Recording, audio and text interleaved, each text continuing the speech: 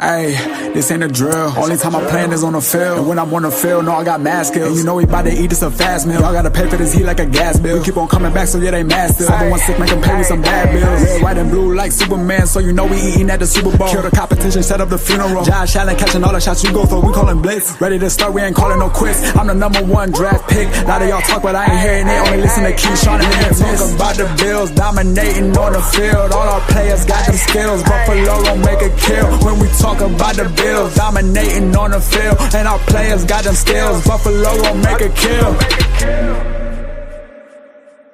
What's going on? Welcome back to another live episode of the Postpodiumpodcast, home of the all truth, no sodium takes. I am your co-host Aramis, and I am telling J-Ham, shut up. We always start on time. Our time. 40 keys. We start when it's time to start. That's right. How about that? We don't determine the time determines us. That's some Chuck Norris stuff right That's there. That's it. Okay, listen, I will never turn down being put in the same category as Chuck Norris. Chuck Norris's beard, Chuck Norris's hat, something. The belt buckle from Texas, whatever the case may be. He's be in line with something that belonged to Chuck Norris at one point in history. It's got to be, whether it's pencil, #2 pencil he wrote with in grammar school. And I thought about something here. We do a disservice. We do a disservice every week. What are we pushing? We always push memberships. Push memberships. Yeah. But we never acknowledge the members. So let's do a roll call. Let's do a roll call. How about this? What up, Laura? What up, Sweat? I roll to Bonius Lex, Blaze L6, Mike Ritz, Cammy, Dorothy Hunter, Beth B, Heel Turn Merch, Big Papa Bill, Zoomer Cage, Sankey Chandler, DeQuan, formerly known as FH, Thomas Staples, Alton V, SDB, Albert Scott, Nathan Oliver, Dine the Divine, Mark Cardinal, The Modest Enemy, Billy D. Williams, Code 45, Shaddy Williams, Marcus Warren, and Joshua, my cousin, J. Ham. You know what? That's a lot of people. That's a lot of people, but it's not enough. It's not enough. Now, see, this is your show. This is your thing. Mm-hmm. But what I wish when the show went out, we had more of an after party. So here, let's do this. Let's do this because here's what I think happened. I don't think that the people that became members really knew how to get into the Discord chat and really engage with us for, whatever, whether it's the members only videos or the fantasy football stuff or whatever. In the description of this video, sorry for my tripping language there. In the description of this video is a email. Yeah. That is our show email. Okay. So as soon as you become a member, or if you are already a member and you just want into the Discord chat, email us. Hey, I'm already a member, just looking for that Discord chat link. And boom, I will send that to you immediately and we can get you in the chat. That's where all the action is. And if I read your name, there's no reason for this. There's like 30 people here so far. You're doing yourself a disservice. But more so than that, people that they super chat us, you know what? Pay the $2. Become a member, and then if you want to super chat, cool. But I would rather talk to you after the party. And here's what I don't even know if we did this on purpose or maybe Laura did this and serendipity. I tripped this up or something. People are getting a free month of membership. So when you sign up, you get the first month free. Not only is it only $2 for see what's going on, consistently growing content, but on top of that, you get a month free. You get to see what's going on. You get to contact us when I'm at work. You get to see I'm not lying. I really be driving in. I'll be in Discord on the road. Yep. I'll be in Discord going back to the other job. I'll be in Discord when I'm supposed to be asleep, eating. You can give all access.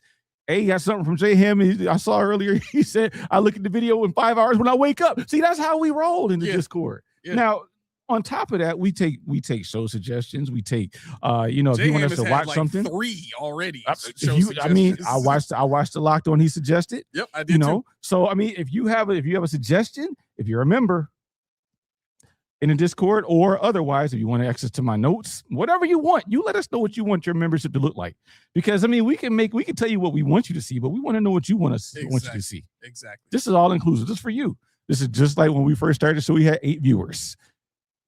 Literally 8 viewers. Like, please don't drop. But Somehow they stay. We're not gonna keep you too long. We know there's something more pressing going on at 7:30 today, and they changed my parking lot at work, so I don't know how long the walk's gonna be. Oh, dang! So Wow. we gonna keep it there. So yeah, what's on your mind, man? Well, let's start off talking about the video that we promised we will watch. Okay. Right? This Joe Marino video about how the offense can improve. Mm-hmm. What were your initial thoughts on that just right off the bat? I like when he said Khalil Shakir isn't utilized correctly. I like that. Yep. See, I've been saying this forever and a day. People catching up. I've been saying it forever. Like Khalil Shakir. I mean, what did you say? 22 receivers, 70 catches. And only 2 of those 22 averaged less than 8.3 yards a catch. Or yards a target. Khalil Shakir had what? Almost 800 yards this year? Yeah. All by himself. No disrespect to Josh, but all by himself. Yeah, because everything was screens. It was all a screen. screen. The season. Yeah. That's all he can do, I guess. He's Malachi Corley at Western Kentucky. And that's what Joe Marino said. But I mean, you're thinking about Deebo Samuel's the other one. And he even averaged 5.8 a target. Deebo Samuel. So we got a receiver. They got a gadget guy. And we just don't want to throw the ball that way. Like, come here. It's an underhand throw to Khalil Shakir. Now go make magic happen. How many first downs do you have? I don't know, but it's a lot of them. I bet you that. So yeah, I really enjoyed that. I enjoyed him talking about, putting the ball in Josh's hands, throwing more. Everybody thinks that I'm a James Cook fan. No, everybody knows I'm a James Cook fan. They know that. That's why widely spread common knowledge. But he made a point of the 6 fumbles. 307 carries. That's fine. It's a lot, but he's not used to carrying the ball that much. So if they ask him to do it again this year, he'll clean it up. But I don't need him to. Let's throw the ball. Let's use these targets and let's get it cracking. Let's look at real offense. Yeah. Look, James Cook is behind guys like Derrick Henry and who else was on that list that I went through? Let me see if I can find that. But he's behind some of the bigger names at running back in terms of fumbles over the last 5 years. We went through this already. Mm-hmm. That was the one part of this where I kind of turn my face up a little bit. Like, I mean, okay, if you're talking about not leading the league in fumbles again, sure, I'll get, because that's how he kind of ended that category with James Cook. If that's the focus, then sure, okay, fine. I can agree. Please don't lead the league again in fumbles. Right. But again, if it's only 6 and he puts up 1,600 yards again, I don't care. I don't care. The only reason that fumbles were even brought up last season was because it happened in the most important game of the season. Mm-hmm. Right? Mm-hmm. Like, imagine the 6 fumbles happen and he doesn't fumble at all in the Broncos game, and we still lose. Nobody's talking about James Cook's fumbles. He had to come up with something. I mean, I get it. Yeah, you say, well, Josh Allen. I mean, he kind of slammed him. Not really, but he kind of did. I never heard Joe Marino say so many negative marks about. He's talking about how Josh Allen, the what was it? The quarterback responsible sacks went up. And he's talking about the pressure. The sack went up, and that's attributed to Josh, but. He's talking also the throwaways, which I mentioned, earlier. I said, you got to throw the thing away. You're getting old. You got a kid on the way at the time. You want to meet your kid. I remember saying that. You want to meet your kid. Get rid of the ball. Right. But now, now we got an offensive coordinator who is now our head coach who hopefully will say, you know what?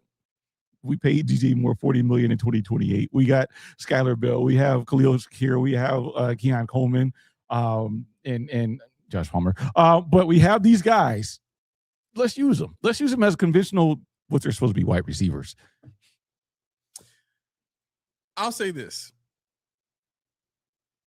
Josh Allen's throwaways, I don't think I was that mad at, because if you don't have anybody to throw to and you're the type of quarterback that he is, his whole entire career has been, okay, nobody's open. I'm going to put pressure on the defense and force them to cover for 7 seconds as opposed to 4.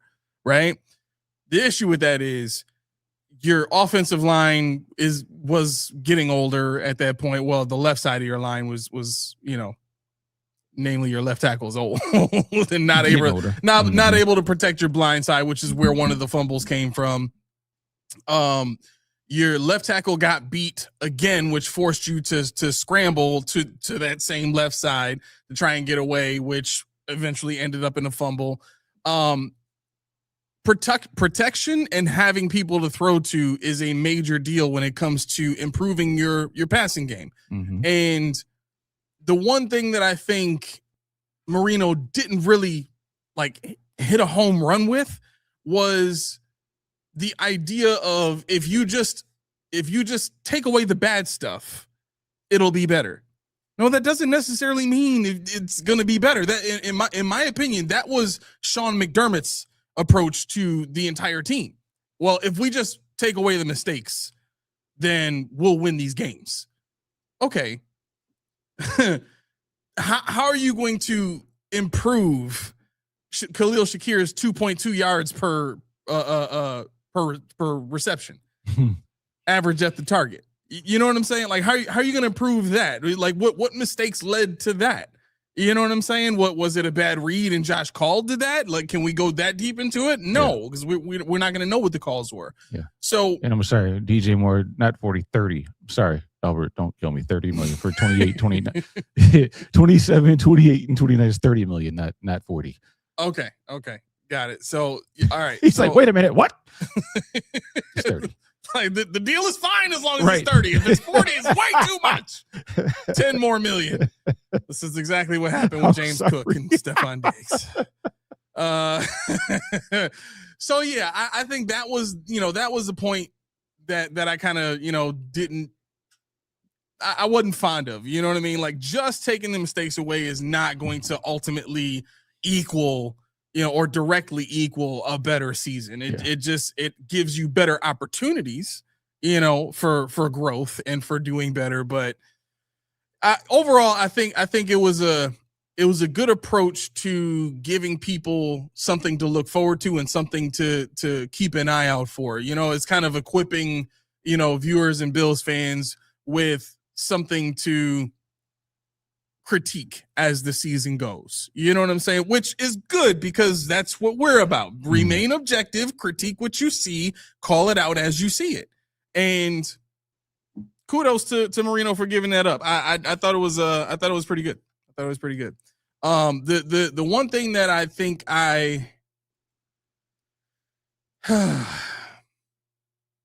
there was one more thing. He's talking about the addition of DJ Moore to the wide receiver room, boosting the pass game. So thank you. I'm saying thank you to myself. That reminded me. We're getting old, man. Of this post here, and this is from ML Football. It's a every NFL starting wide receiver currently ranked in tiers, and it has Jamar Chase, George Pickens, Justin Jefferson, and JSN as offensive players of the year. It has CeeDee Lamb, Devontae Smith, guys like I'm trying to think of these names. He's got their faces here, and I'm trying to think of their names as they come up. Nico Collins is in the elite category. And so basically the reason I'm bringing this up is because DJ Moore is... Where's DJ Moore's face? So Khalil, Khalil, show me your face. Yeah. Khalil Shakir is in the average category. I attribute that solely to usage, because I do think he's a great receiver if used in the same way that Amon-Ra St. Brown is used. And Amon-Ra St. Brown currently is in the elite category with Nico Collins, CeeDee Lamb, Devontae Smith, and I think this is Drake London, which I don't know. I don't. It's funny how it happens, huh? Yeah, I mean, he's got Mike Evans in the good category, and that guy's been. Stephon Diggs, and he got Jalen Waddle in that category. Okay, so DJ Moore is in the good category, and Khalil Shakir is in the average category. Mm-hmm. Put some respect on my man's name. This is why when people say we're negative, and people say we go against the grain because we don't believe in filth like that. Right. It takes a certain someone to do some research and realize that you're just not good. You're just not okay. Just as those talking heads, those Achos, those McCoys, those Stephen A's that don't have time to watch 32 teams like we watched one team. Right. So we know the ins and outs of what's going on when they're like, oh, the box score says so they must be all right. I mean, he's not terrible. He's got 700 yards, but how did he get those yards? Exactly. In what situation? What did he do to get those yards? And this is what makes me frustrated when people call us on the show. So you guys no, we're not. We're just not subscribing to what everybody else says because we know better. You know better too. And it drives me nuts. I'm sorry. Go ahead. No, you're good. Yeah. So I'm simply bringing this up to show, the addition of DJ Moore. I think if I was to put DJ Moore in a category, I'd probably put him up there with, the George Wilsons, the Devontae Adams, who's the guy from New Orleans that gets concussions all the time? Olave. Oh yeah, Chris Olave, AJ Brown. I would put DJ Moore in that category, right? To me, AJ Brown, DJ Moore, they're gonna have similar effects on the team. Mm-hmm. In terms of route running ability, depth of target, all that kind of stuff, right? But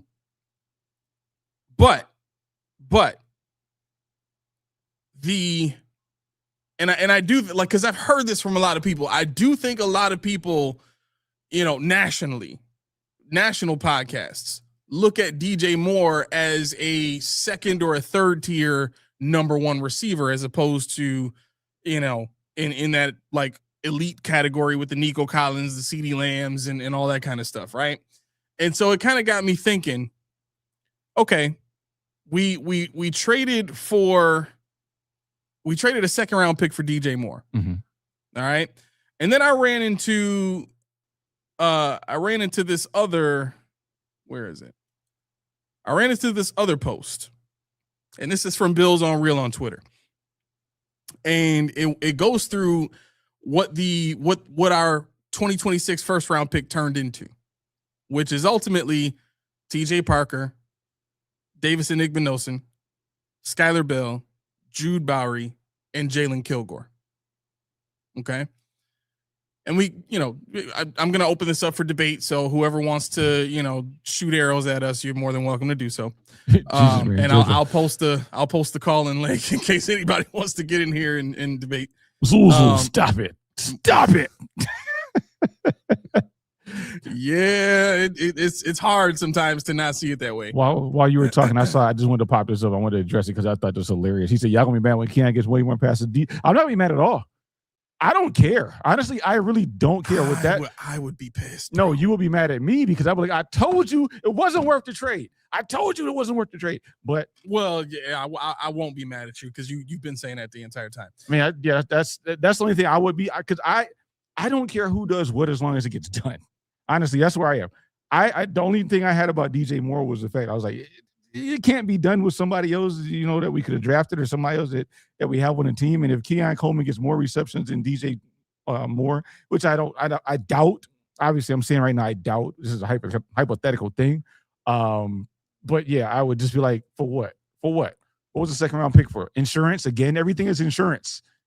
When all you have to do is trust the process. Oh, wait, we're putting the ball down. We're not doing the process thing anymore. So let me just put this call-in link here. And Dank said, IGB going to start over D Alford. That's cool because Kilgore's going to start over IGB. So I'll take that. IGB's going to start over who? Over D Alford in a slot. Seriously? It was a comment. Oh, that's what they think. There's a comment. That wasn't me. Y'all don't get me strapped up. I wasn't mad. I was like, no. Okay. You can see the things like technical difficulties. And I'm going to come back, hold my face. Thanks, Dank. See what you did? No, please do not have these people thinking I abuse you. I'm already public enemy number one. And if I hurt or damage 40 Keys in any way, who has been the teddy bear of the show for years now, I am going straight to hell. I promise you, they will make sure of that. They will make sure I am 6 feet deep. Watch what I tell you.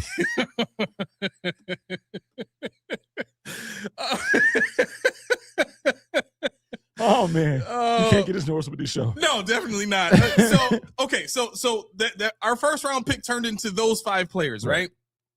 As I get to our video, so we can watch here, this so we're on, so we can see how we look while we're talking. No, I just want to make sure I'm pinning the call-in link so people can see it. Where did I put it? It's already gone. You know what I'm saying? It's already gone. Okay, so yep, pin that. Okay, boom, done. So yeah, Nico's already in.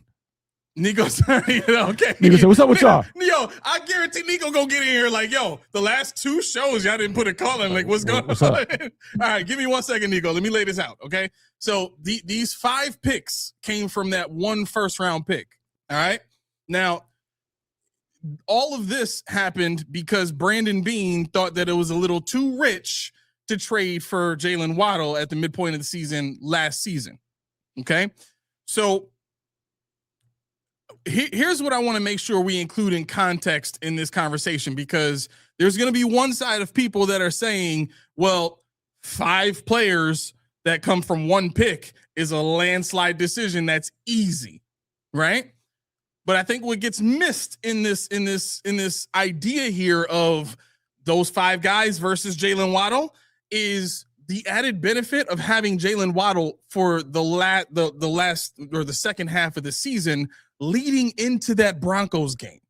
That's the part that I think gets missed about this entire deal here when thinking about, well, man, Brandon Beane was a genius in the draft, and he's, his numbers line up against all these other great GMs, and maybe it was a great decision to not trade for Jalen Waddle because look what that first round pick turned into.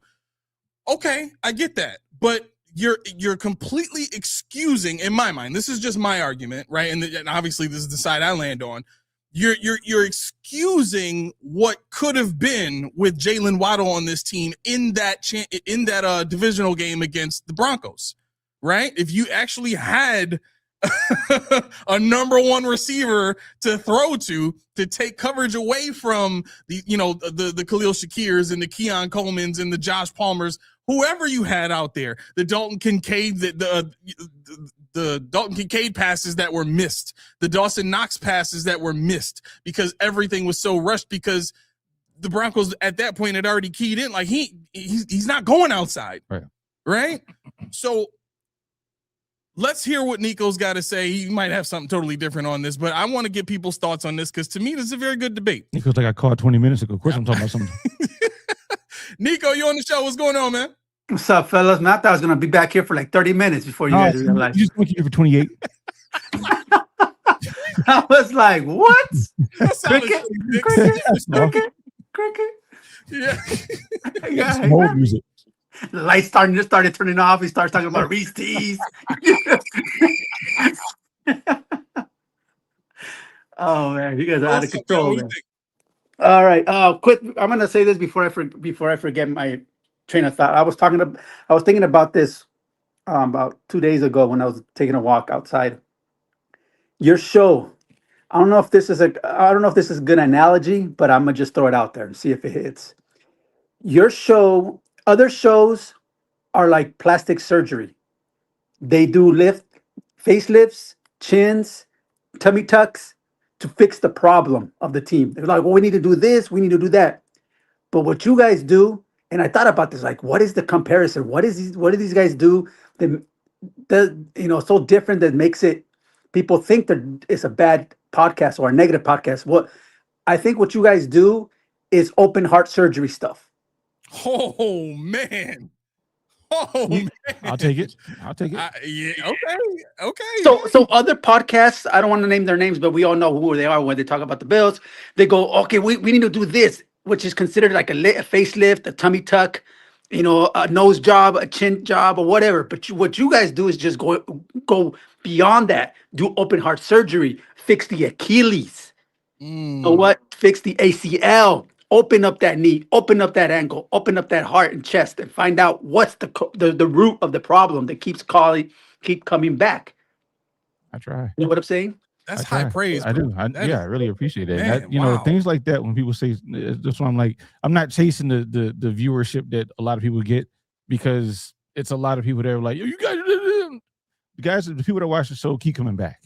The people that watch this keep coming back. It doesn't matter if it's 30, if it's 40, if 100. They keep coming back, which is more important than that one view every year or whatever the case may be when something big happens. Sure. And we get to know everybody intimately. We know as soon as you post a thing, I'm like, where's Nico at? I know he's going to call somewhere. He doesn't call. Nico, you all right? You watching? You here? And we appreciate the feedback and the actual fellowship that we get every time we put the cameras on. Well, cool. So that was my personal analogy of what your show is about. I love it. So people can grasp an idea. Second of all, that thing you were talking about, the branding being first round pick and what. Now, are we playing the fact that we still have those turnovers? Because if we play, I want to play contrarian to your point. Yeah. Say we do get Waddle. Okay. And we still have the turnovers, and we still have the injuries.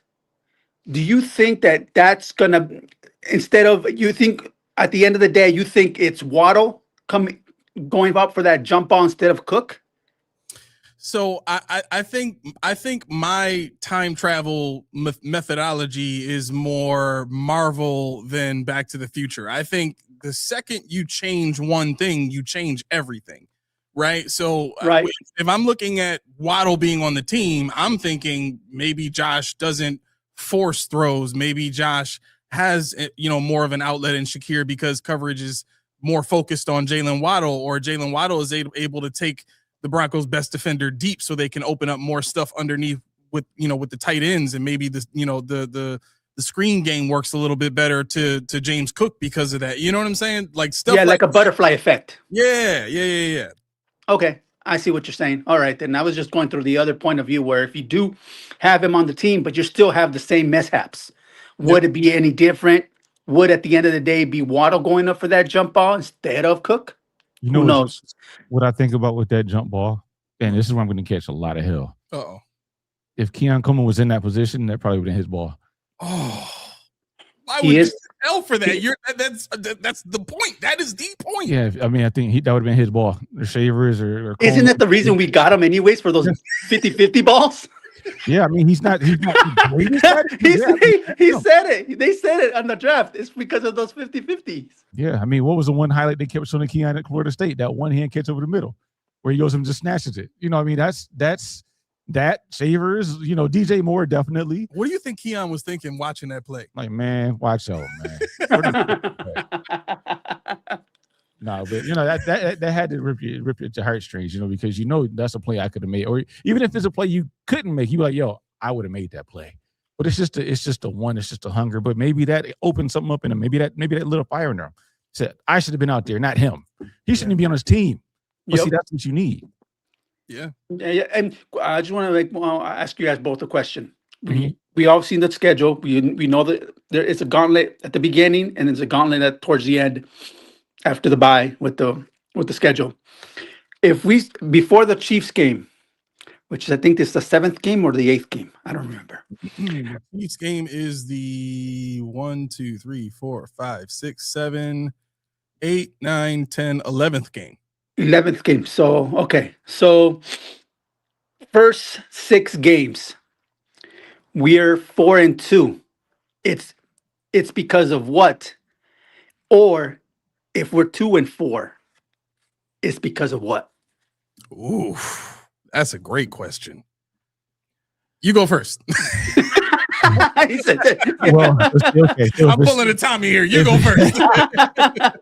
If we're 2-4, I think that tells you that we have serious offensive issues, because I really don't see the defense being the catalyst for demise. Because last year the defense was not good per se.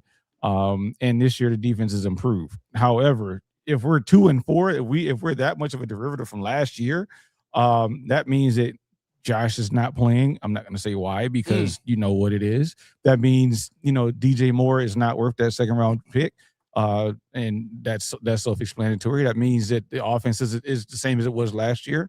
That could be all 3 of those different things. Why it's not working, I couldn't tell you till I see it, but I don't think the defense is going to cause the team to go from whatever they were last year, 5-2 or whatever they were at the time, to this. And in terms of what would it take them to be 6-4, I think you said. 2. No, 4-2. 4-2. I'm sorry, 4-2. After 4-2, that means the offense is clicking. That means the defense is doing what we thought. That means that the teams we're playing aren't as good as we thought they were, some of them. But it just means that this team really buys into whatever is being cooked up at One Bills Drive, and they're really buying in, and they know what they can be because this team is very talented. The team is the talent in this team is not a question. Just how do you use it? So if Brady and Co can unlock the usage of each player, who's stopping us? I like Senkei's point here. If we go 2-4, Joe Brady's screens aren't working. That's great. No, so yeah, I think if we're 2-4, I think I agree with you. I think it is more, offensive related. I don't know. To me, the defense is going to kind of be a wash regardless. Just because I think we have some really good players. I think we have some above average players.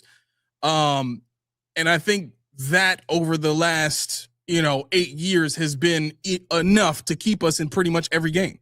You know what I'm saying? Yeah. So I think the defense will be a wash between this year and last year in terms of, maybe they give up a play here and there, but overall they'll be pretty good. You know what I'm saying? Which is what a Super Bowl contender should have at the very least.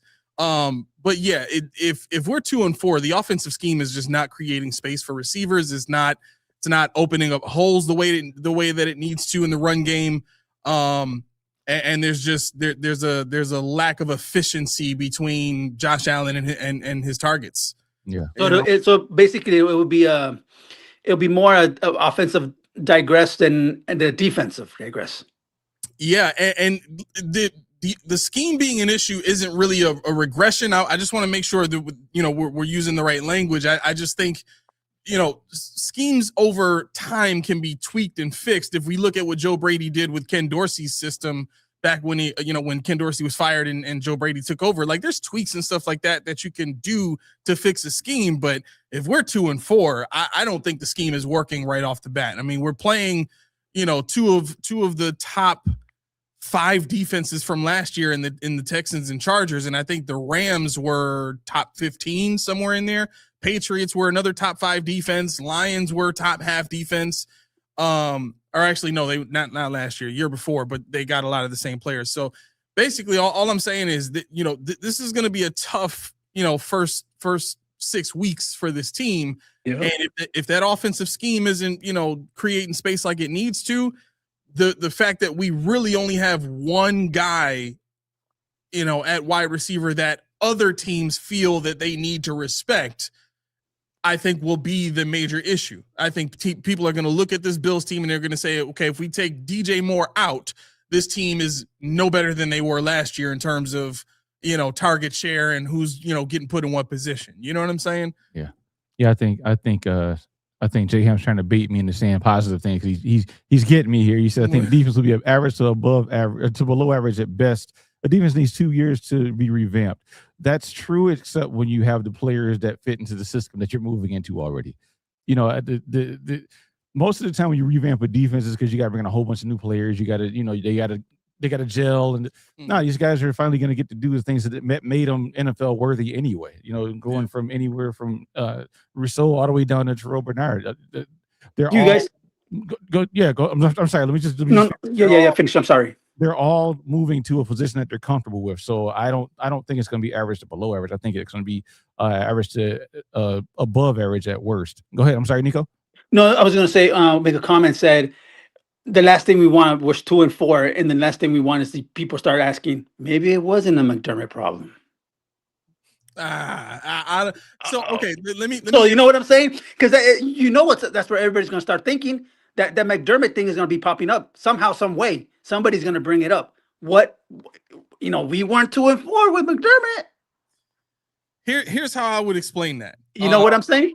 Yeah, I get that. I mean, we're okay. So there's a lot to unpack in the answer. I know, right? and you're absolutely right though. I do think a lot of people are going to react in that way. Just from the standpoint of what we had was good enough. Why not stick with it? And look, I'm not the first person in line to say that Joe Brady should have been the person that we turn to in order to change things. But if this team is 4-2, I don't think it's because of the offense. I think it's because the defense quickly became elite. Really? And yeah, I really do. I think because you got to keep in mind the baseline for an offense with Josh Allen in it is at the very least playoff level. We've seen Josh Allen take this team to the playoffs with the run game basically carrying the team. Why? Because he didn't feel comfortable throwing to his wide receivers. Not taking anything away from Shakir, not taking away anything from any other receiver on this team. He just didn't feel like those guys were open enough to get them the ball. So if that's the baseline, if playoffs is the baseline on offense, I think the offense can do enough in these games, and Josh Allen being elite at key moments in these games to compete and be in position to win the game at the end.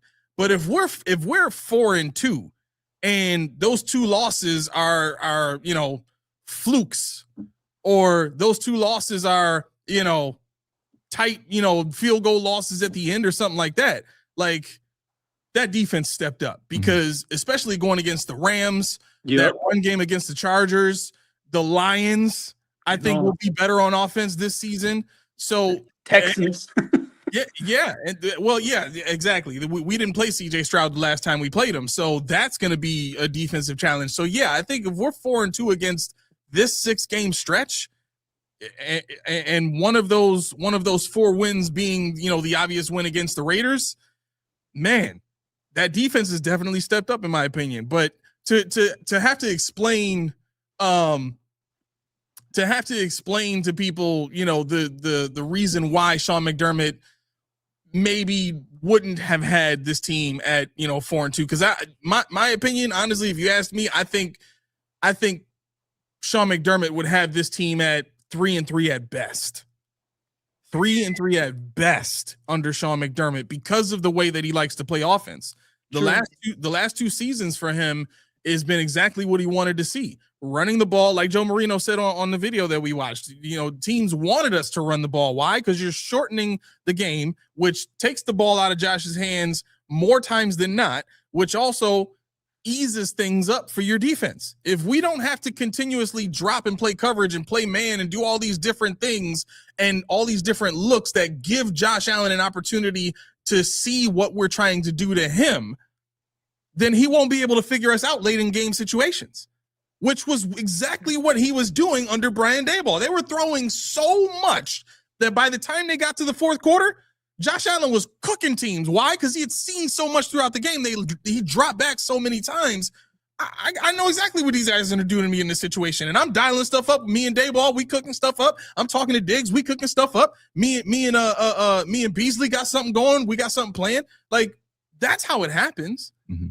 So I don't think it would be better with Sean McDermott. Yeah, I think Joe Marino said it best, and he said that Josh Allen, the way he plays, he wants to throw the ball. So let him throw the ball. If it comes down to letting him run out of the shotgun all the time, if it comes down, you got to be flexible. I mean, this guy can pay your salary 3 times over and not even blink. And his daughter won't miss a beat. His wife won't miss a beat. His whatever he drives won't miss a beat. He can, Josh Allen, he can buy and sell your ashy butt. And so what you need to do is, if you want to have longevity in this league, you need to learn how to do what McDermott didn't do. And that's right, the meal ticket. And that meal ticket is now Josh Allen, James Cook, and Khalil Shakir for now.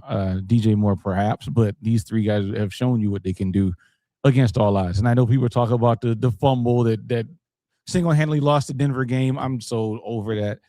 I mean, because nobody mentions that he was averaging 5 yards a carry and 24 carries for 117 yards and 2 catches for 24 yards. Nobody mentions that stuff. Nope. They just mention the one fumble. And that's it screwed the whole game. I hate that. I hate that logic. Yeah, we were pushing, but so what? Do it again. Do it again. Yeah, we live and die for what he does. Right. It don't matter. I mean, you got to – it's the ball in his hands no matter what. At the end of the day, I don't care what it does. If he creates a fumble, interception, I mean, 9 out of 10 times he's going to create some positive play. Yep. So I'm not even worried about that. I'm not worried about that 1% fumble, the 1% interception. I mean, you'll catch him one day, but I mean, like I said, 99% of the time he's going to make the right play. Yep. And throw it to the right guy. So, last question, and then I'm out. Yep. Are we averaging 25 plus points with this offense again? Well, to answer that question, I have to know what this offense really is, because it better not be what last year's offense was. That's all I'm gonna say. It better not be what they did last year. Because what that was, everybody said it was the coach formerly known as McDermott's his offense or what he wanted. But I expect under Joe Brady, Mr. Juice Man himself, as Josh Allen would call him. He says he has a juice. I just add the flair. I expect something close to what Dayball did. And if you have an offense like Dayball had with a defense that can get the ball back to your offense, 25 points per game should be the floor for us. Mm-hmm. Yeah, I agree. I think getting close to 30 is even against this. The defenses we're going to face this year. I mean, we're playing the Bears defense, we're playing the Patriots defense, which should be better.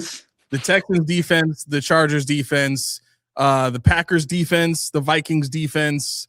That Ravens defense is going to be better this season. That Rams defense just got Trent McDuffie. The Lions team overall, I think, is going to be better this year. I mean, we're playing a lot of good defenses this season as opposed to some of the teams that we played last season.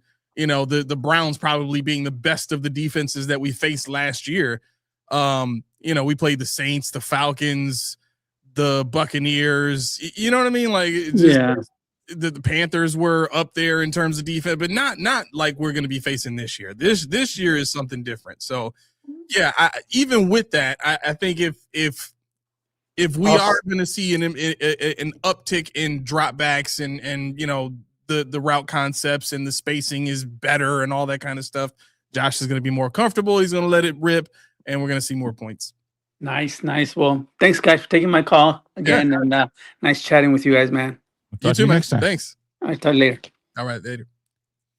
Yeah, like I told you, I was going to catch hell for the Keon comment I made. I did. Did you? Yeah, it was like, what'd they say? He wouldn't have the separation to get down the field. He wouldn't be able to do this. Like, who said it? Who said it? I was Sankey. You know, Sankey hates Keon Coleman. So does he really? He does. He does. He got an axe to grind against him. It don't matter if Keon Coleman. A lot of people he's got an axe to grind. Keon Coleman could single-handedly push Sankey's car to the middle of the 33, and Sankey would still spit on him. I know this. Sankey would be sitting in the car, roll the window down. Right, I'm imagining Senkei's got like a car from the 80s, so he's like rolling it down like this. so he's got a cutlass. Right, he would roll the window down as Keon is pushing his car up to 33, stick his head out the window, and spit into the wind so that it hits Keon while Keon is pushing the car. Yep, that's how Senkei feels. That's how he feels. He's like, man, he'd be like, man, don't hand my car. I'm fine. But you in the middle of the road. I'm fine. As soon as Keon stops, the car starts rolling backwards. Right. I'm fine. Let it go. Let it go. I was going backwards anyway. I drive backwards all the time. Leave me alone. J-Ham disagrees with me. I don't know what he disagrees with because I said a lot of stuff. Maybe it's the 25 points a game. I'm not sure. But I know everybody hates the Keon thing. It's wild. Let's see. They hate Keon getting his crazy. You think he's speeding down the highway while hitting his girlfriend? You would think so. You would think he's speeding down the highway while eating chocolate chip cookies while wearing a yellow bubble coat. Yep. Oh man. Yep. Doing some more commercials. He's ready to trade Keon for yes, he is a 20,407. 2041 7th round pick. I could see him doing it. Sankey would sign off on that right away. Yeah, I wonder what's going on with those talks too. Weren't owners trying to push for not owners? Who is it that's trying to push for being able to trade like further into the future picks? Yeah, it's probably GMs. Okay, probably GMs. Keon runs routes like a tight end. Hey, let him be a tight end then. He could be a split tight end. Yeah, he can block. Man, they hate this dude. He's like 22 years old. They just man can't live for nothing. Like what did he do wrong? I don't know. What did he do wrong? They propagated him being late to meetings being the reason why his career was derailed. No, it wasn't derailed because of that. again, he was on track to get 1,000 yards in both seasons. Yeah. In both seasons, if he stayed with the target share, if he stayed with the catches per game, the yardage per game, he would have ended up with 1,000 both seasons. Yeah, starting from week 1. So I don't know. He must have struck somebody's mom. Yeah, that's the only thing I can think of. He must have struck. Here goes Steve. Turn up that hate. McDermott's a loser. Benford is overrated. Hate.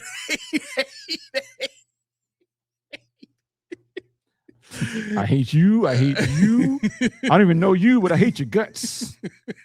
Singletary still not even decent. And I hope all the bad things in life happen to you, but nobody else but only you. That's right. Jesus. Joe Marino hated Joe Marino hated Deion Walker too, just so you know. Did he really? Oh my God. Every chance he got, this guy is not. Oh yeah. Wow. Go back and watch. Please go back and watch. I don't watch him enough to know that. No, because I said on the show a bunch of, man, he was up one side of Deion Walker and down the other. And when he got picked, I said, because I think I said on the show, I said, now let's watch what Joe Marino says now, because we always talk about how much of a homer, he is. Yeah. I said, as soon as I said, now watch him turn. Oh, now he's like, oh yeah, Deion Walker could be a one. He could a one tech. He could be. Shut up. I was there. We got receipts. That's the thing about having a show. You have receipts. And it's okay to be wrong, but when you went show after show after show, I mean, it was to the point where he said, he did his defensive tackle show on, 2025, whatever. Yeah. He said, Deion Walker does not fit. There was no redeeming quality for Deion Walker to be on this Bills team. He didn't say not one good thing. He said, I don't like him as a prospect, period. He said, I'm not even going to at one point he said, I'm not even going to cover him because I don't see a value in him. He said that on the show. I don't see a value. I'm not covering him. Okay. And now he's on your team. Like, oh, Deion Walker, he's got star potential. Man, watch out. Watch out. That's crazy. Tommy's triggered already. Keep Devin Singletary's name out your motherfucking mouth. That might be borderline. You get half of one. Half of one, yeah. Keep Will Smith gets that. Yeah, okay. Yeah. All right, we'll get that one to Will Smith. Singletary, yeah. What else you got today, bro? Well, before we go any further, what else I have? I'm glad you asked that. Wait, before you say anything. Oh, he cut me off. Let's get those likes up. Oh, the thumbs. We got to create suspense for what you got to say, bro. Woo! Like, we know you're going to say something good, but before we get there, can we get some thumbs? Just like right now, just 5 to 10 thumbs right off the bat. Just give us a like. Hit the like button. Wherever you at, if you on Facebook, if you're on Twitter, like wherever, just give us a like real quick. All right. What you got to say, bro? Peeps. Stop letting your old technology become furniture. That computer collecting dust, the TV holding another TV up, that console begging for one last adventure. Hi, Mike High Tech is a fix-it wizard you've been waiting for. Hit the link. Let them know. PPP sent you to them. And also, tell them that Tom McDermott will never, ever, ever be president. I'm blown away, bro. I am blown away at the copywriting skills right now. I am blown away. I have no words. I have no words. It's just, wow. So if you want to be a sponsor to this show, this is the treatment you get. I will write this. I will write the jingle or the read for you, and I will say it during the show. If you want to be a sponsor, not a member. If you want to be a sponsor, you have a business. You want, like you said you got somewhere that might want to host a meet and greet one day. Hey, if you want to read, I'm your guy. I got you. You know what? Let's really go there just for 30 seconds, right? For those of you that don't care, I apologize. If anybody knows any business owners that are looking for, sponsorship opportunities to be able to get their brand out there and build, we don't do what most podcasts do where, we'll just put your logo up and we'll, try to refer people to you. We do a little bit more than that, right? So because I own a production company, we are able to do commercials. We are able to do copywriting. We're able to do, website stuff. Like we have a site that we can, get you up on if you want more exposure there. We have social media management opportunities. Like there's a lot of different things that we can do because of what I'm able to do and what, the team is able to do here. So you're not just getting just the read. There's so much more available if you want it, right? And all of that is offered to anybody who wants to work with us, right? Because it's a partnership for us. It's not just please give us your money and let us put your name on our podcast. It's so much more than that. And that's just how we roll. So get the word out there, help us out. The more people that we can partner with, the more opportunities present themselves for content for you guys, the faithful, the people that are with us every single time that we step in front of this set and in front of these cameras and do this show for y'all. So thank you very much for that opportunity to get that info out, bro. Amazing job. Yeah, Amazing job. I like that. I like to be able to help people out. Also, let them know to let us know who sent them to us. You guys, if you know somebody, just tell them, drop a name. A name we'll know you by, obviously, but Samson, you're irking my spirit here. He said, I like Singletary. You reminded me of Travis Henry. You can like Singletary, but he should remind you of Travis Henry. Well, who said that? Samson. What? You can like Singletary. Tommy knows. I give him hell for Singletary. I don't care he likes him. I really don't. That's fine. I just like messing with Tommy. But Travis Henry, that's tough. Sam, we might need to meet personally. I need to get a feel for what type of person you are. Like some of this stuff, you seem like you trolling on purpose. Like I be confused. Like really? And not that I want to try and start an argument with you, but like I'm just thinking in my head. Okay, the reason they drafted Devin Singletary was because of his agility and his quickness in space, which reminded them of the quickness of Shady McCoy. And the size of Shady McCoy, just about. Shady is, I think, is 5'9", and Singletary is what, 5'7", 5'8", 5'4". He's like Kevin Hart size. He's like 5'3". Devin Singletary is 5'2". He gets shorter every time we mention his name. You know what, Tommy? He's like 4 or 5. Yeah, Tommy. Every time you defend a Devin Singletary, he's going to get an inch shorter. And it's funny because even Tommy, he said. He's a different kind of running back. I mean, Sam's just joking around, but he's a different kind of running back. He's more of a bulldog. Hell yeah, he was a headhunter. All 2 feet 11 inches of Devin Singletary. We got to change this to centimeters soon. 62 centimeters tall. But yeah, where are we? Let's see. Y'all think Sal was a McDermott guy? Shoot, I want to finish that one. Y'all think Sal was the McDermott guy? Because I know he's hot. He's got replaced. Can he still still go in and build things? Yeah, I mean, I think no. I think Sal was a Bills guy. I think had Sal been allowed to be kept, he would have been just as high on Joe Brady as he was on McDermott. He's been just as high. He would have defended. It's a package. If you come with the Sal package, then you get unlimited defense. You can go to sleep, he's got your back. You wake up, he's got your back. You say anything bad about him, he will shut his whole show down to let you know you're wrong. And that's why people became looking at him as he was insufferable.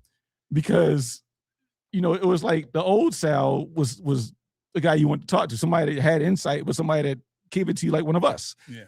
As he got deeper into the trenches, he became like he lost sight of that. And now he's defending everything and everybody. And here's why. Guys, every time he says, guys, look here, I'm telling you what they're thinking, not what I think, what they're thinking.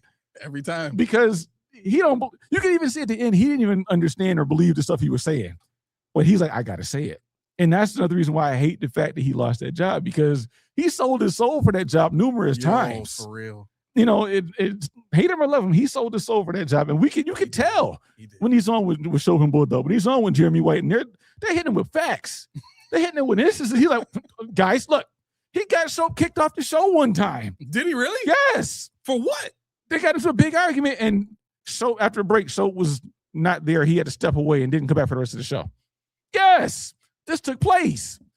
I need to find this episode. This is here. Somebody tell me when that was. This is a couple years ago. I need to hear this. That's amazing. They got into a hot and heavy, and they went to a break, and you could tell they were all flustered. Bulldog was like trying to be the middleman, and when they came back, it was his Bulldog on the radio, and Choke was no longer there for the rest of the day. Wow. Oh yeah, Kato said he said yes when he came back. He was like, Nate, now you got the boo. Yeah. That's crazy. I can't believe it. Yeah, I just can't believe they did Sal like that. I mean, it's just wrong. It's just wrong. I mean, he got caught in a shuffle. You don't believe they could? Like, I'm not surprised by this. I'm not either. But but like I said, the way Sal was like, I don't want to call him brown noser, but Sal was like the leader of the pack. Yeah. Like, you could do no wrong. Even if you could do wrong, you could do no wrong. He was going to figure out how to make it right. Right. On his one, Keon Coleman, he fought out of favor. They're not. Why was he out of favor? Because it was against the Bills. Yeah. So anything that goes against what the Bills want, of course, you're public enemy number one. You know. I don't know if I want to do this, but I'm about to. Man, wow. Okay, I'm going to defend Sal, but I'm going to do it in the most Aramis of ways. Okay, that's a hell of an adverb. It's my ego coming through. That's a copyright coin too. The most Aramis hashtag. Okay, go ahead. So when you look at how Sal has been on the radio most of his career, pretty much the entire time he's been in media, he's always been a reflection of the company or organization he's with.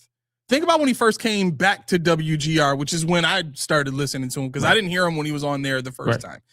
I started hearing him when he came back from Florida and he was here, full time again, and he was back on. At that point in time, he was pretty objective, in my opinion.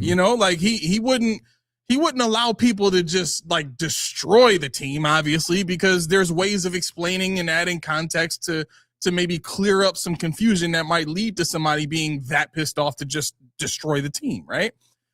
And when you think about the way he was on his show, there were at least 2 to 3 other people on the radio station that were like that, right? So you could make the case that really was a reflection of WGR's policy more than anything else. Mm-hmm. And it still is now. You know what I'm saying? Be objective. Talk about what's wrong if it's really wrong. Be interesting. All that kind of stuff. Those are like those are more cultural things. I shouldn't say policy. Those are cultural things, right? Bills culture at One Bills Drive is we don't do any wrong. There's nothing wrong with the team. Don't judge us because you have no idea what's going on inside the building. And anybody outside the building has no idea what they're talking about because they don't know football. They don't have a job in football. So they can't, you really shouldn't be listening to that noise anyway, right? That's the culture that Sal Capaccio had to work in being the Bills sideline reporter. And when you look at the way that he was, it was probably the most objective he was allowed to be. Yeah.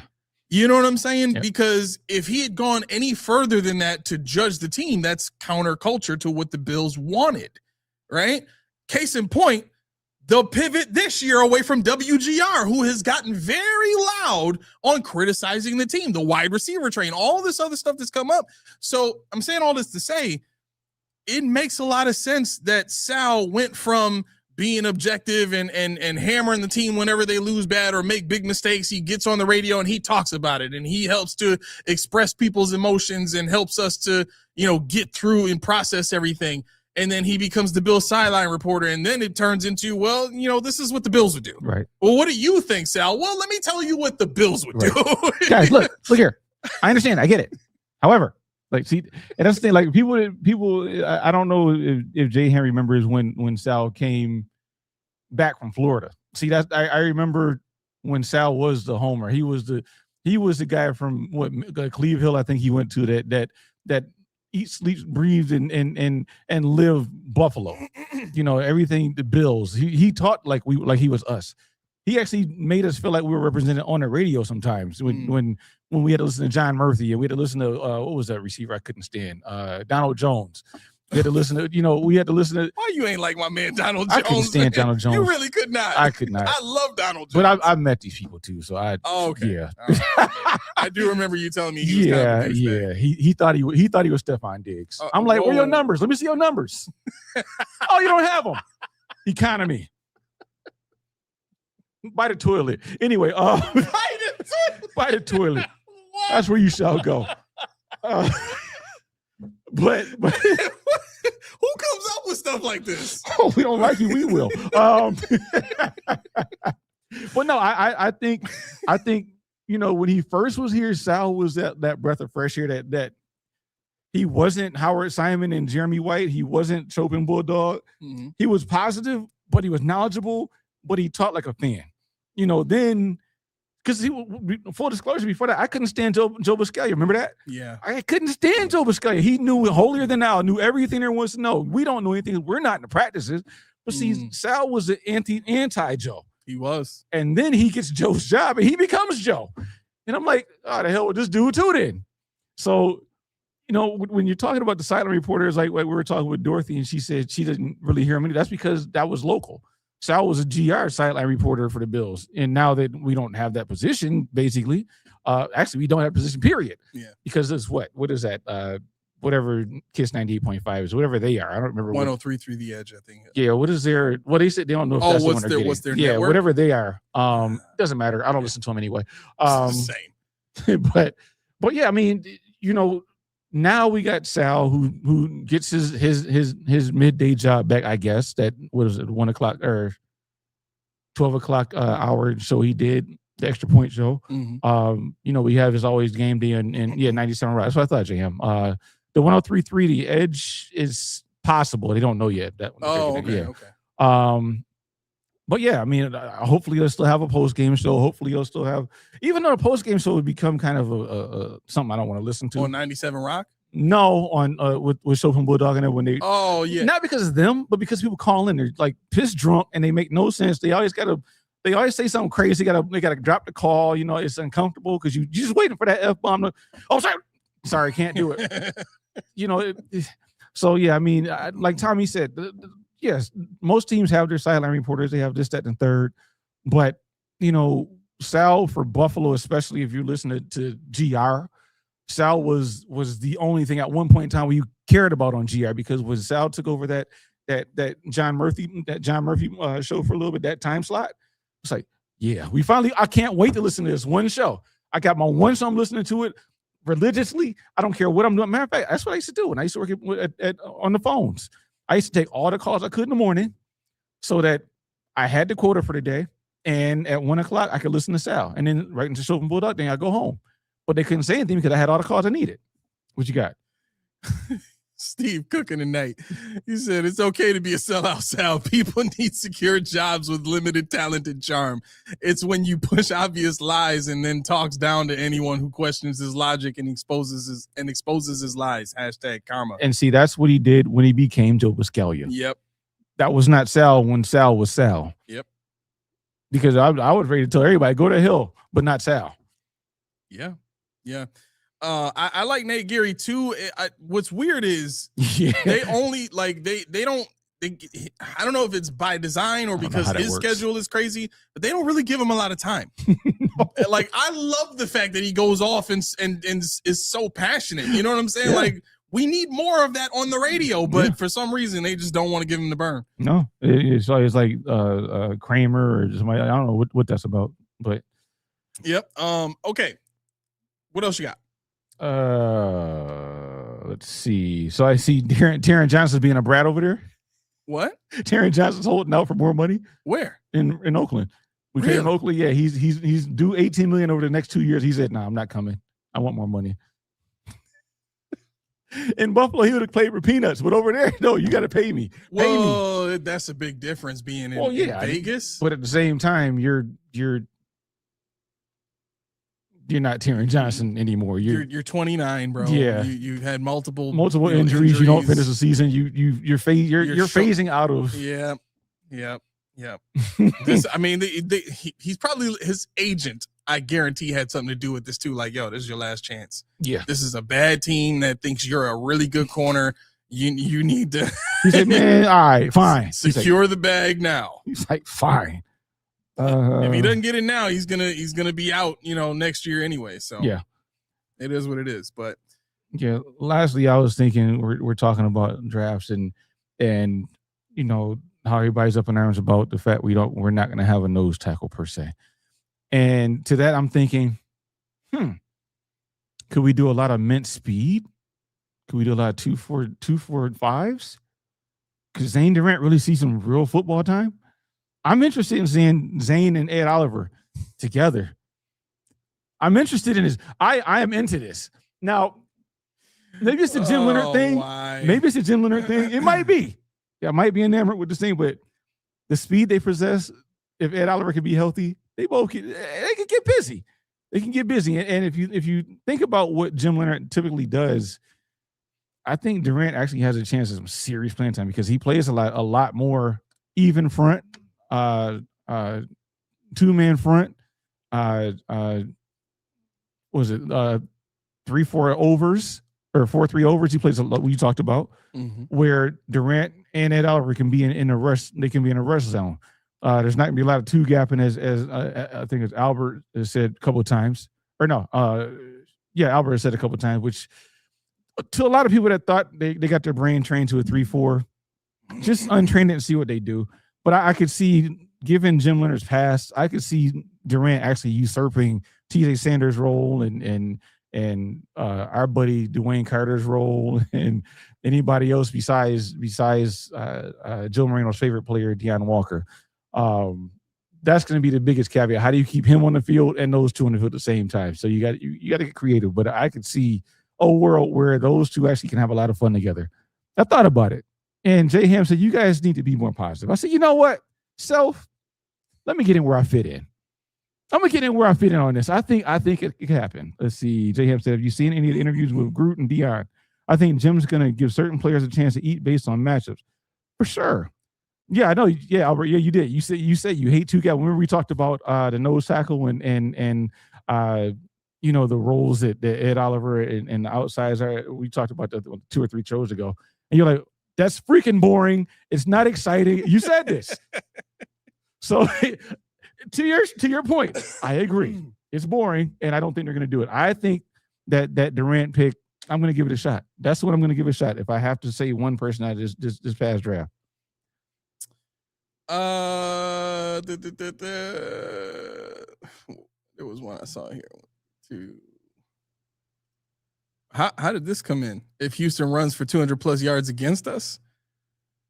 Oh, okay. Let me ask you this. What if Houston starts the season off running for 200 yards against us with David Montgomery?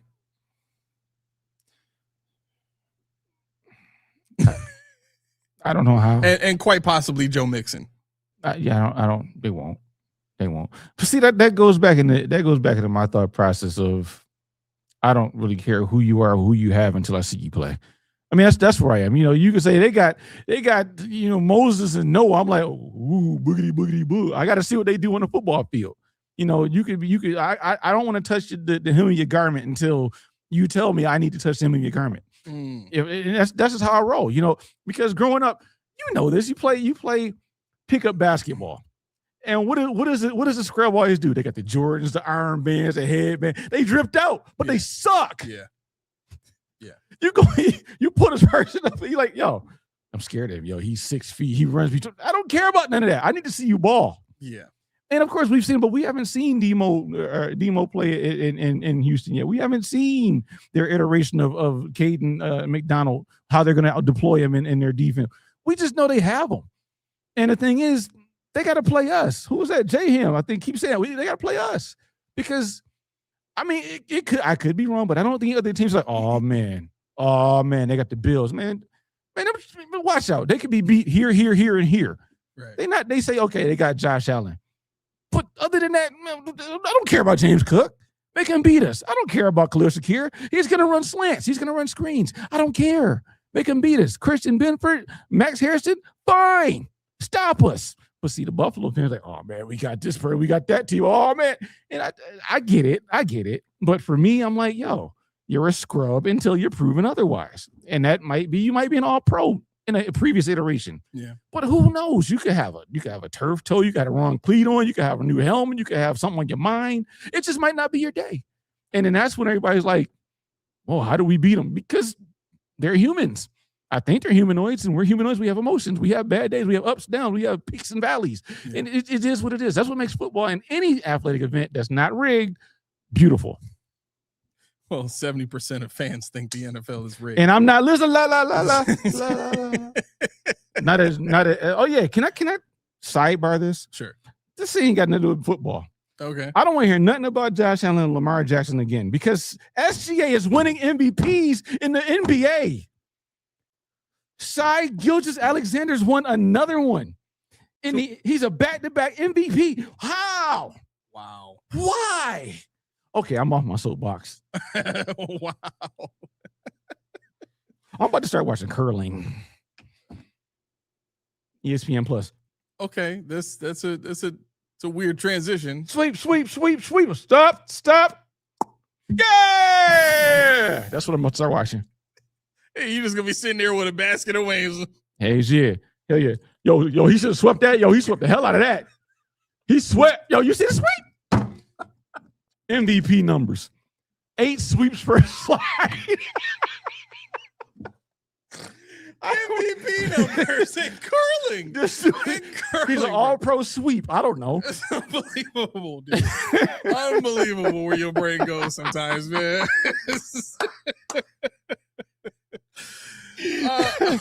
Okay. Yes.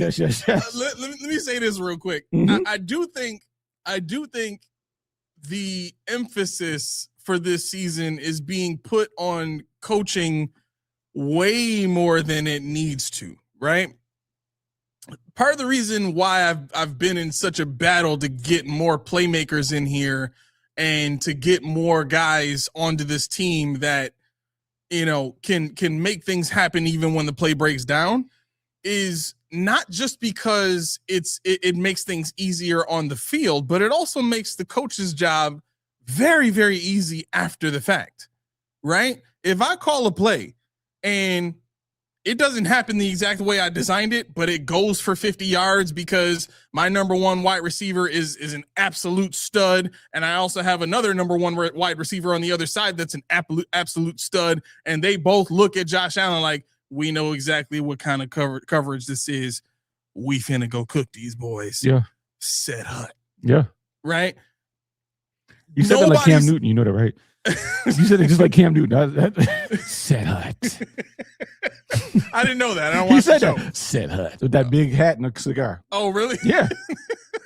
So I had no idea. Now I have to do something different. He's over there. Peggy. Oh God. Okay. Moving right along. Can I be Peggy?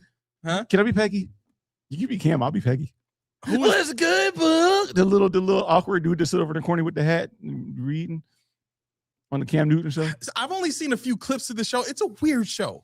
It's a very weird show. It's a very weird show. And honestly, you know, Cam Newton actually isn't a dummy. He's just cocky. Yeah. But he knows his stuff, and he's not afraid to say what's on his mind. No. But Peggy. It comes out.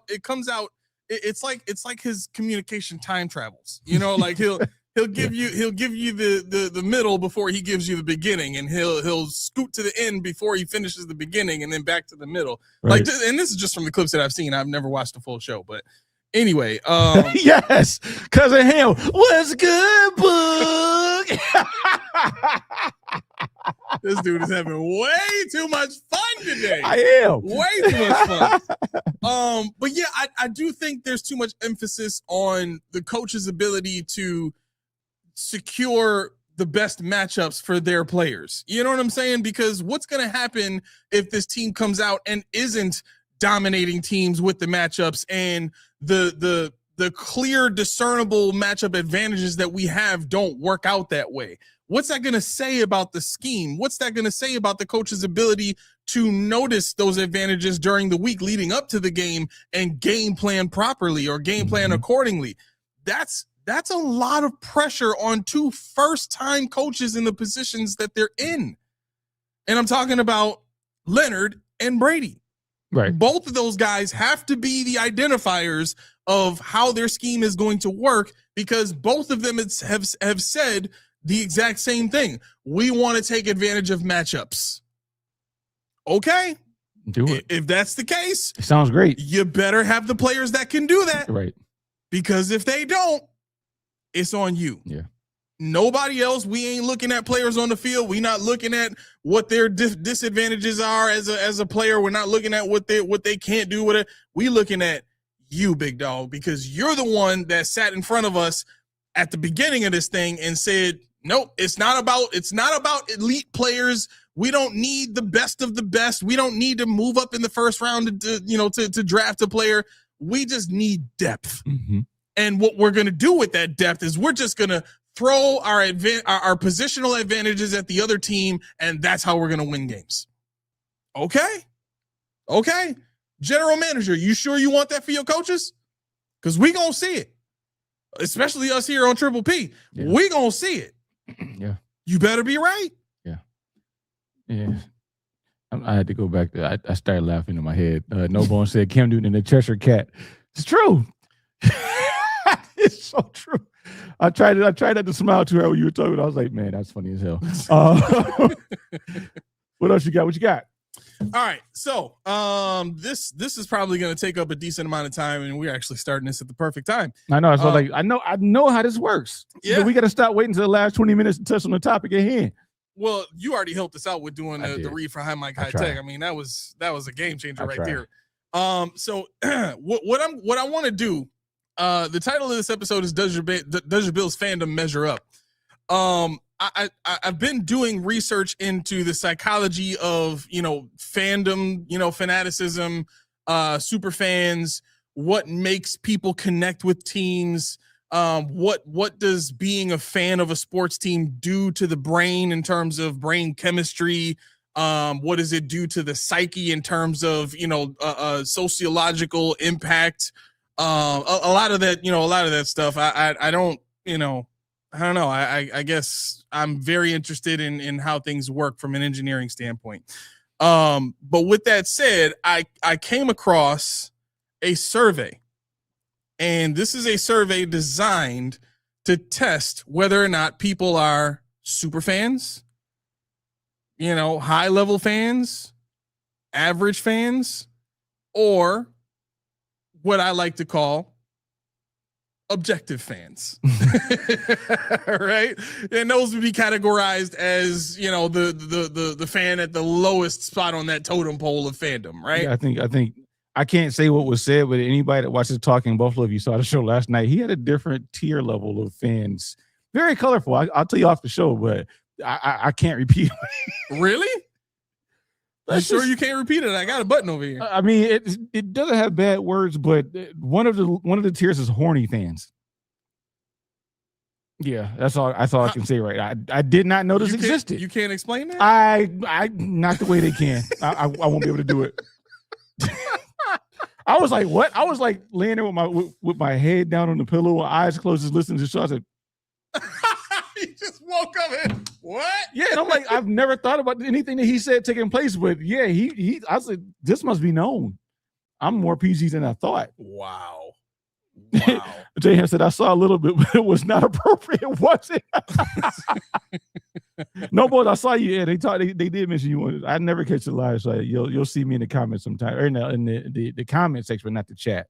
But I do appreciate that show. It's a nice release. Two guys, Moran has connects that know stuff, or whether they follow the team, or they working for the news, or they have Bills Nation, whatever the case may be. So he has good guests on, but obviously Sunday is most of our favorites for Joe from Queens. Yeah. But anyway, go ahead. Real quick before I start this, Sam, I would because I'm actually gonna download Madden again because I want to start doing some more of the videos. 26. Yeah, I got it for free. I just downloaded it. I played one My Player, or whatever it's called, on Saturday. Okay. I had some cut waters in me, so I was like, let me throw this down because I'm not having the ball. I'm gonna do. I'll to some degree I'll probably do this every off season, but I'm gonna do the Madden franchise thing again. Maybe we can do some more coaching videos or whatever. Yes, I will be in attendance. Awesome. Okay. So to answer this question really quick, Hesht I would put it at weak side because I see Hoyt. I'm sorry, Hoyt. I would put Hoyt at that weak side spot because of how I saw the Bills and Sean McDermott use Lorenzo Alexander. He played mostly that weak side. He blitzed from that side a lot of times in that particular defense, which I think in 26 is still that 4-3 base or that nickel base. So that's where I would put Hoyt. Dana, I would put a defensive end. For what he's going to be in this current defense, he's going to be hand in the dirt, going after the passer, playing the run. Like he's just a hand in the dirt kind of guy anyway. So you're a nice dude. Hoyt injured. Hoyt, he can play wherever he wants. Honestly, Hoyt can play wherever he wants. True. On Madden, Danny, you know what I would do? I'll go to the menu, toggle down to what is it? Depth chart or whatever. Click on him. Go into his profile, toggle down, where it says cut player, hit X. I put him right back. Are you sure? I hit X again. I put him right back into the free agent pool. That's where I put him. Yep. That's where he's going. That's cold-blooded, man. You're right. My answer was very nice compared to that. Okay, so here's the deal. Let me bring this up first before we start on this. Okay, wait. I'm sorry. This is the last thing. I promise you. But Nate, what is wrong with this guy? Weston said it's got to be. Oh, he said something about Airman's favorite 2 words, and then Nate, he said, Weston, your presence is no to go wait for the boat. Go wait for the boat for Big Island.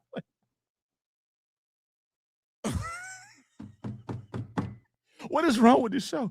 Okay, all right. Betsy, wow. I've been a bad co-host. You go ahead and do your thing. No. Wow. Like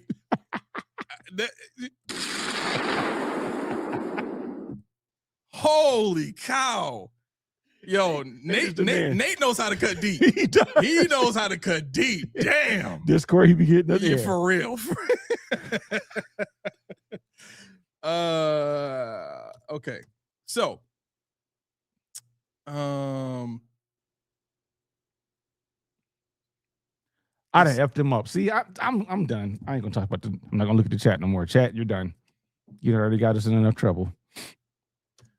I want to try and pull up the info real quick that I was looking at last night.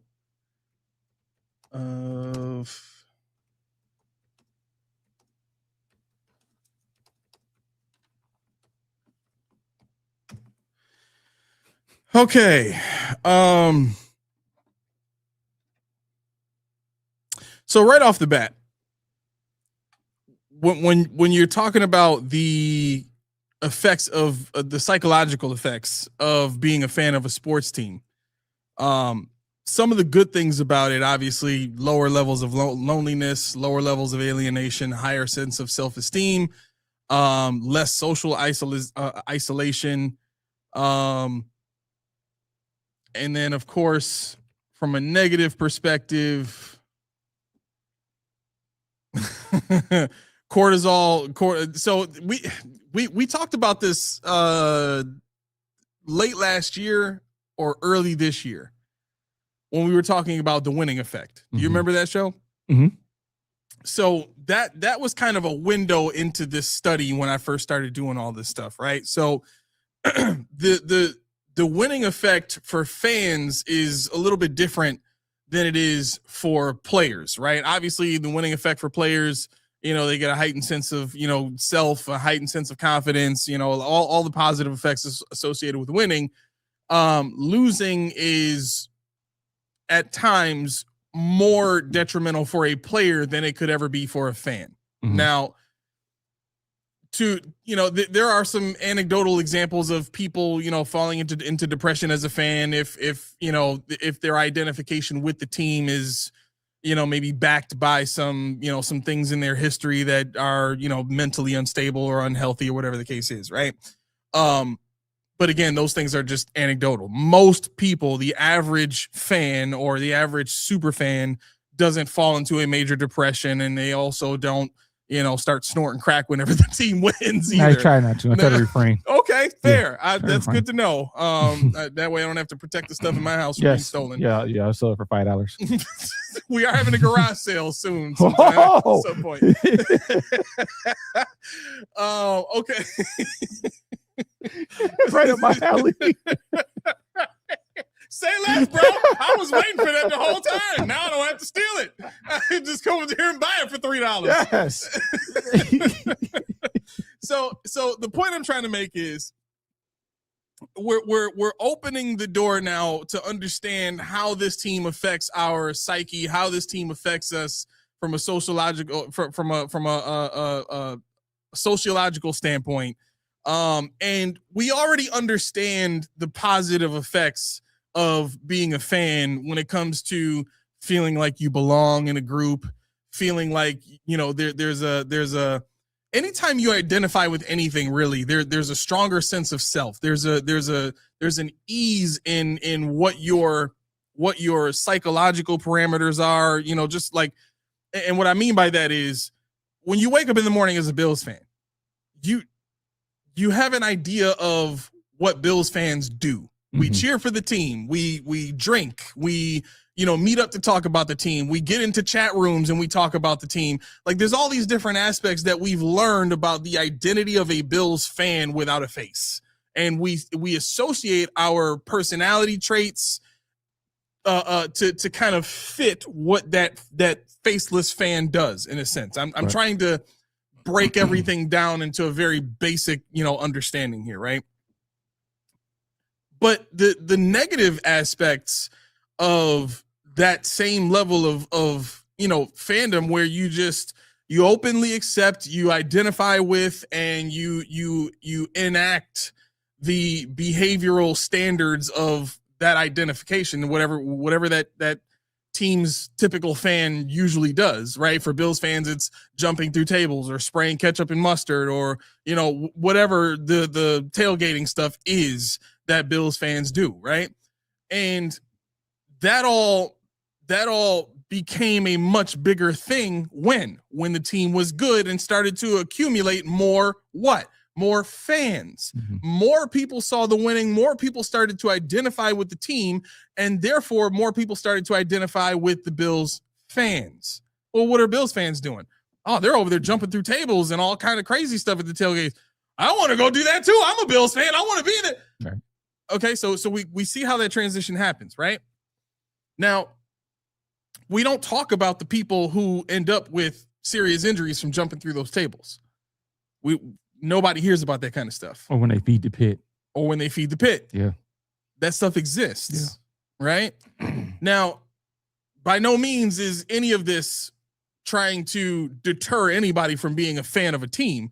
But again, as you so eloquently put it in the last episode on Friday, we try to keep it even keel here. We don't want to get too high. We don't want to get too low. And it's okay to fluctuate, you know, to the above average and below average levels, you know, from time to time, right? We're not saying stay static like Sean McDermott love to do. Right. You know what I mean? But don't stay high, you know, after a great win and just start saying, oh, the Bills can never lose, or the Bills are this and that. You know what I'm saying?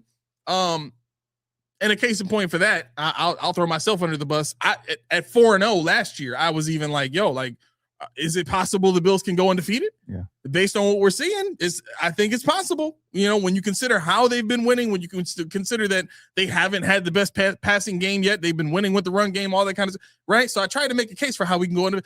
But even at that point, it was like, okay, after 4 consecutive wins of not looking that great. Yeah. You know what I'm saying? So here's what we're going to do. I want everybody, we've got 32 minutes left until the Sabres game starts. Yep, I'm trying to get you out of here. I want everybody to take out a pen and pad or take out your phone or whatever, and what we're going to do is you're going to keep score for yourself. I'm going to read 7 survey questions, all right, and you're going to rate your answer to these questions from 1 to 5, 1 being the lowest identification level, 5 being the highest identification level, okay? So you're going to write whatever number it is. If it's, you know, average 3, you know, if it's above average 4, if it's below average 2, right? Whatever that number is, mark it down for that number of questions. So number 1 would be, you know, the question, and your answer would be whatever number between 1 and 5. That's the number you keep for 1. Okay. All right.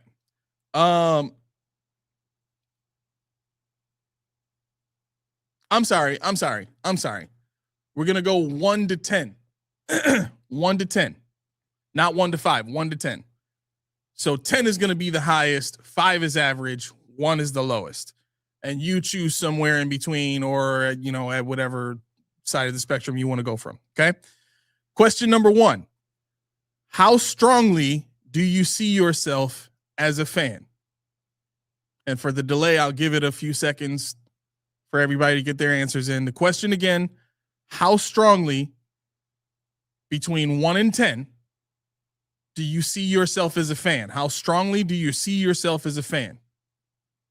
I'm going to give myself a 4. I think I'm below average as far as seeing myself as a fan. I typically don't like to identify as a fanatic of anything. To me, that just assumes lack of control. That's just how I think about it. I think I'm really high because I was watching Jay Hammond, and I think no one's talking about they can't watch the Denver game because I'm like, he said, who rewatches losses? Me. I'm that guy. Really? I rewatched every game 3 times, 4 times. I watched it. I listened to everything I can. I read everything I can. I'll watch the game over and over again. Only thing I won't watch is there's a gruesome injury. That's the only thing I'm not looking at. So when I know that's coming, because you can identify with that. I can identify with that. Right? So I think for me, I'm gonna go at the low end, probably 8, because when the Bills aren't playing, I couldn't give a damn about NFL football. Wow. Only football I watch. The only thing I care about is NFL. Only reason I got not Game Pass, but the thing through NFL.com. Maybe this game. I don't know.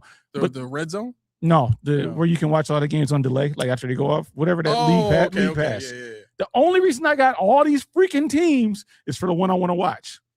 I can't watch Monday Night Football. I can't watch Sunday Night Football. I can't watch no other game but the Bills.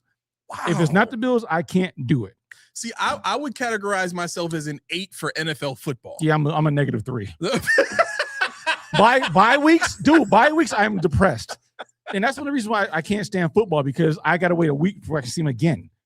I could watch any other game any other day of the week, but I watch the Bills maybe on a Wednesday because I just want to watch. I want to see the Bills again. Wow. Okay. Question number 2. That's crazy, bro. It's a little off. That is wild. It's a little off. All right. Question number 2. How important is it that your team wins? For me, this is an automatic 10. It is the thing that matters to me the absolute most. It is the most important thing that my team wins. I need a win. I don't care about anything else. If we get the dub, so be it. So be it. If that, because to me, you keep winning, even if you win ugly. If you keep winning, eventually one of those wins is going to be a Super Bowl win. Yeah, that's what it is for me. I think for me, winning isn't as important. It's only important now because of the people we have. Josh Allen's and James Cooks and people that you're like, well, why the hell are we not in the Super Bowl? But at the same time, I was doing the same. I have VHS tape. Yeah. I got VHS tapes of Bills games that I watched, and I paused the commercials and I unpause it when the game comes back on, so that when I rewatch it, I don't have to touch the controller. I have 3 games per tape, VHS, and I went and dubbed them to DVDs. I started anyway. I ran out of DVDs, but this is what I do in the off season. I try to get the whole season and I dub it to DVD so I can watch it again and again and again. So now that the Bills are good, yeah, of course, yeah, it's very important because they're supposed to. But if they weren't good, I still would be feeling the same way watching them lose every game of the year 3-4 times a week. Wow, No Bones is with you. He said, I can watch all games as long as the Bills are alive. Once the Bills are done, so is my season. Man. I see, there you go. 10. It is the thing. It is the thing. What? You didn't even see the 13 seconds? You didn't go back and watch it?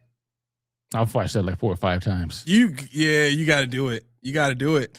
J Ham said he's an 8. Okay, cool. It's the most important thing to me. All right. Question number 3. Sam, I live off season too. I ain't gonna lie to you. Go ahead. I live for off season. Bills off season though. Yeah. All right. Question number 3. I'm sorry. Just so you know, all these questions are coming from these questions. Well, I'll get to that in a second. All right. Question number 3. How important is being a fan of your team to you?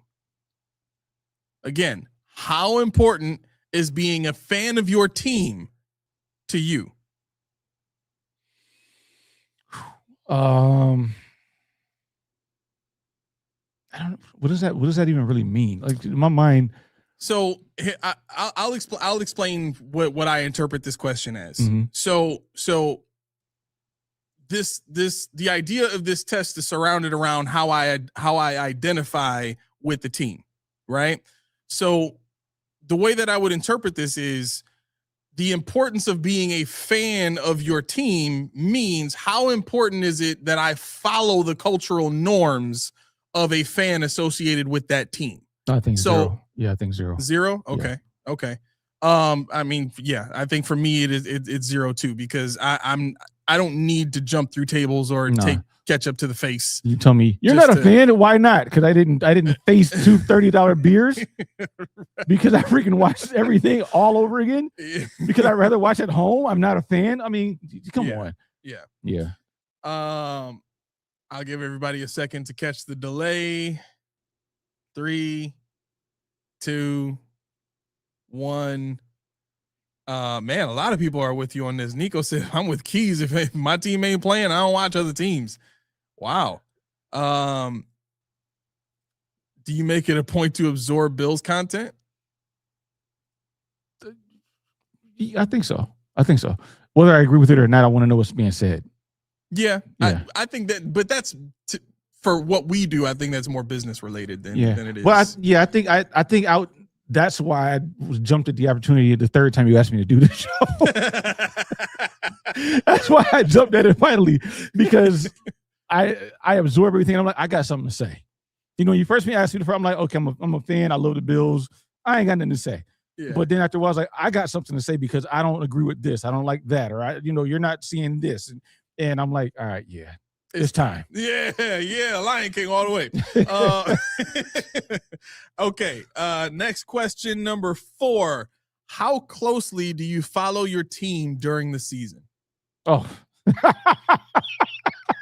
That's an instant 10 for us. Yeah.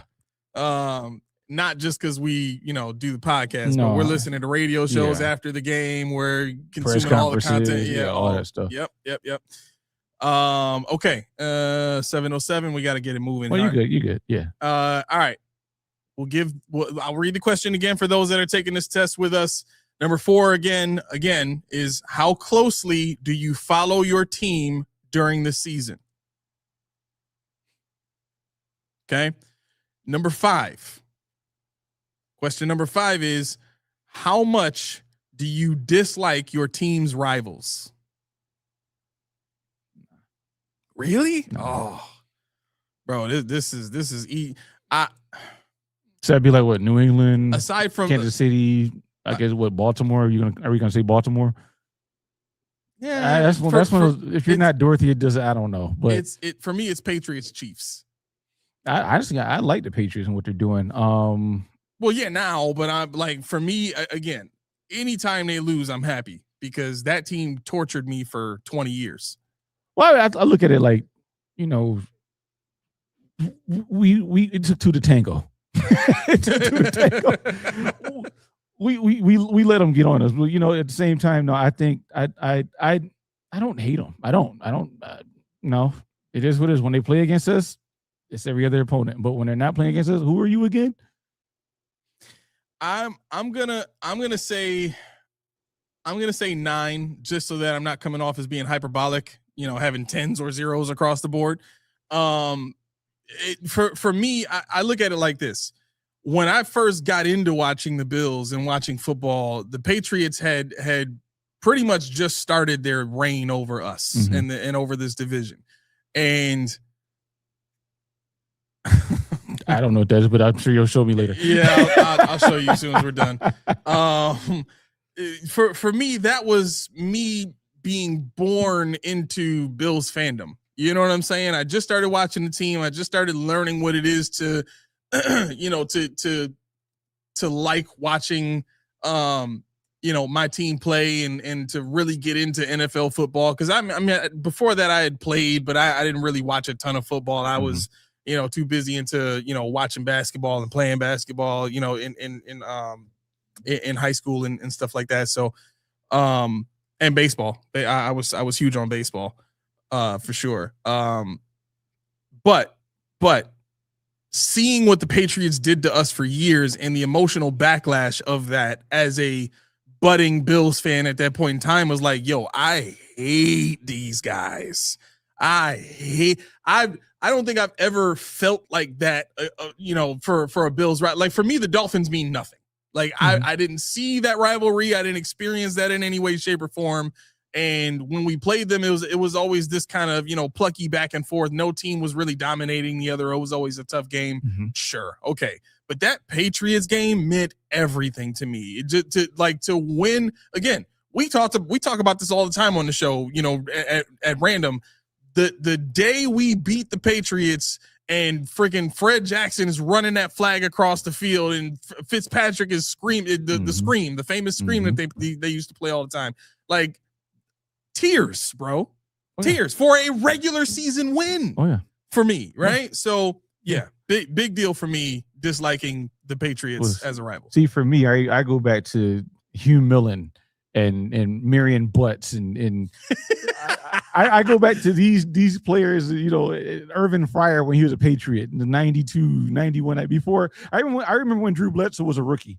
And I was, you know, who's this Drew Bledsoe guy? Oh, he's gonna be the guy that beats Jim Kelly now. That's what you're telling me?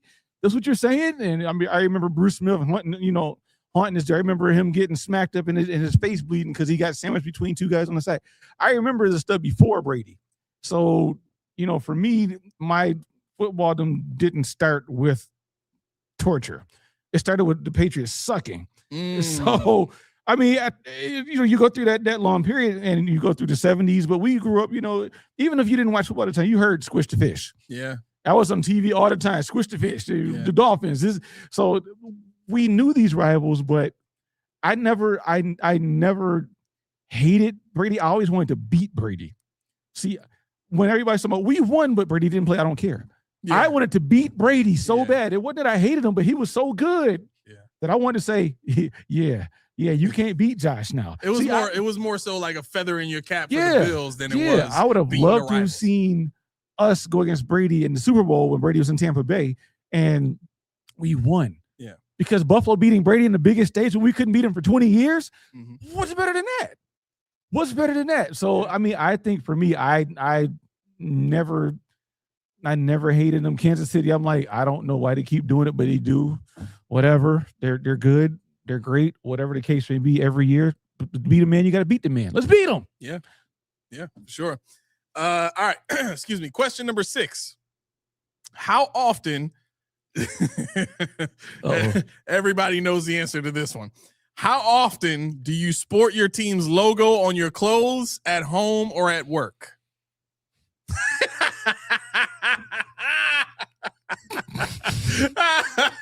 Yo, you ever see that video of the TSA worker opening the bag and it's like a big huge dildo in there and he looks at the woman and he's like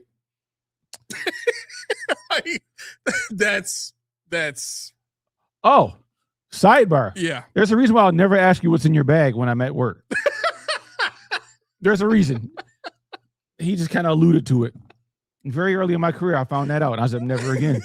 I don't care. Write me up. I'm not asking what's in the bag because you're not telling me this stuff. But yeah. Oh my gosh. Yeah, no, that's the funny thing because it's like we have the 3 degrees. It's me, then it's you, then it's Mel. Mel goes to bed. Bill stuff. It's funny. I don't really wear Bill stuff in the house. I don't. I just like t-shirt, shorts, socks. Right. Yeah, I'm good. You know what I mean? But out like when I leave the house, Bills all day. I see. Yeah.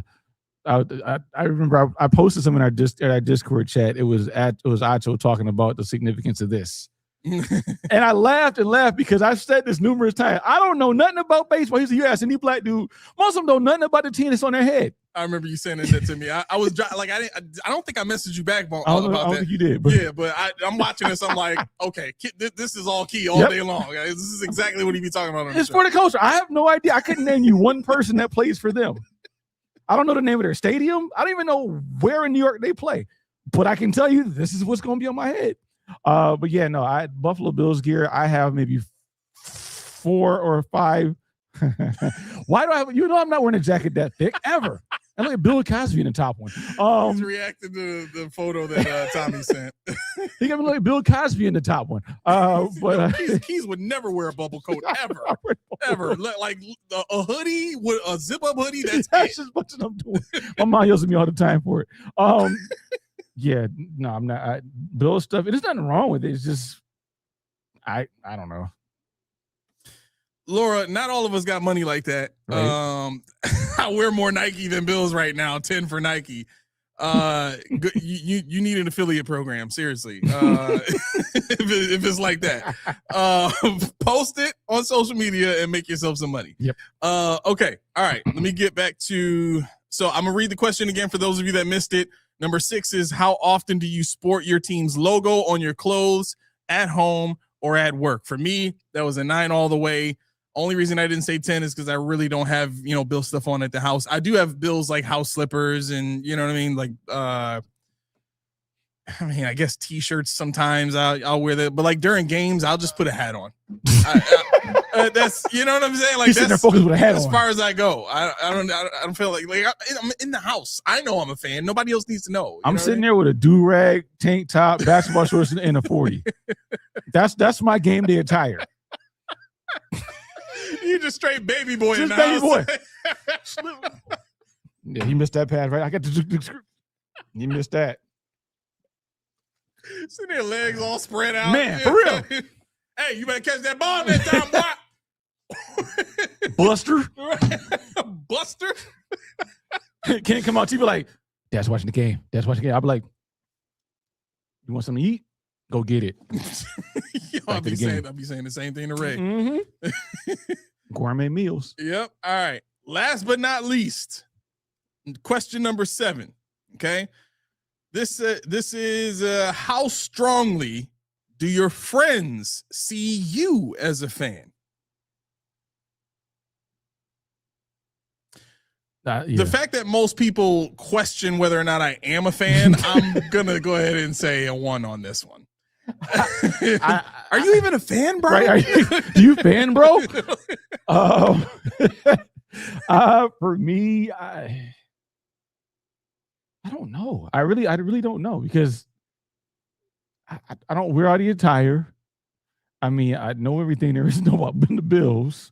I will watch 1973 Buffalo Bills YouTube. It's sad. I have to find these things. I'll say they know they'll go 6. Go 6 because they know not to text me when the game is on if I'm not watching it because I don't want to hear anything about it so I can see it. Mm-hmm. I'll talk your ear off about Buffalo Bills anytime if you say something about the Bills, I'm going to talk your ear off about it. Yeah, I'll say 6. Okay. All right. Now, here's what you're going to do. You're going to take all those number answers and you're going to add them up. Okay. And then what I want you to, those of you that took the test, put your answer in the chat. All right. Add all those numbers up, put the total in the chat, and then I'll tell you what it means. I'll tell you where you rank. Okay. You see it coming. You should have seen the comments after your stream with Buffalo Fanatics during the draft. Yeah, they did. I told you. People don't believe me. Like, do you even like the Bills, bro? Like, why are you here? What are you talking about? Why do you have a hat on? Why are you wearing Bills anything? I can't name one person on this team.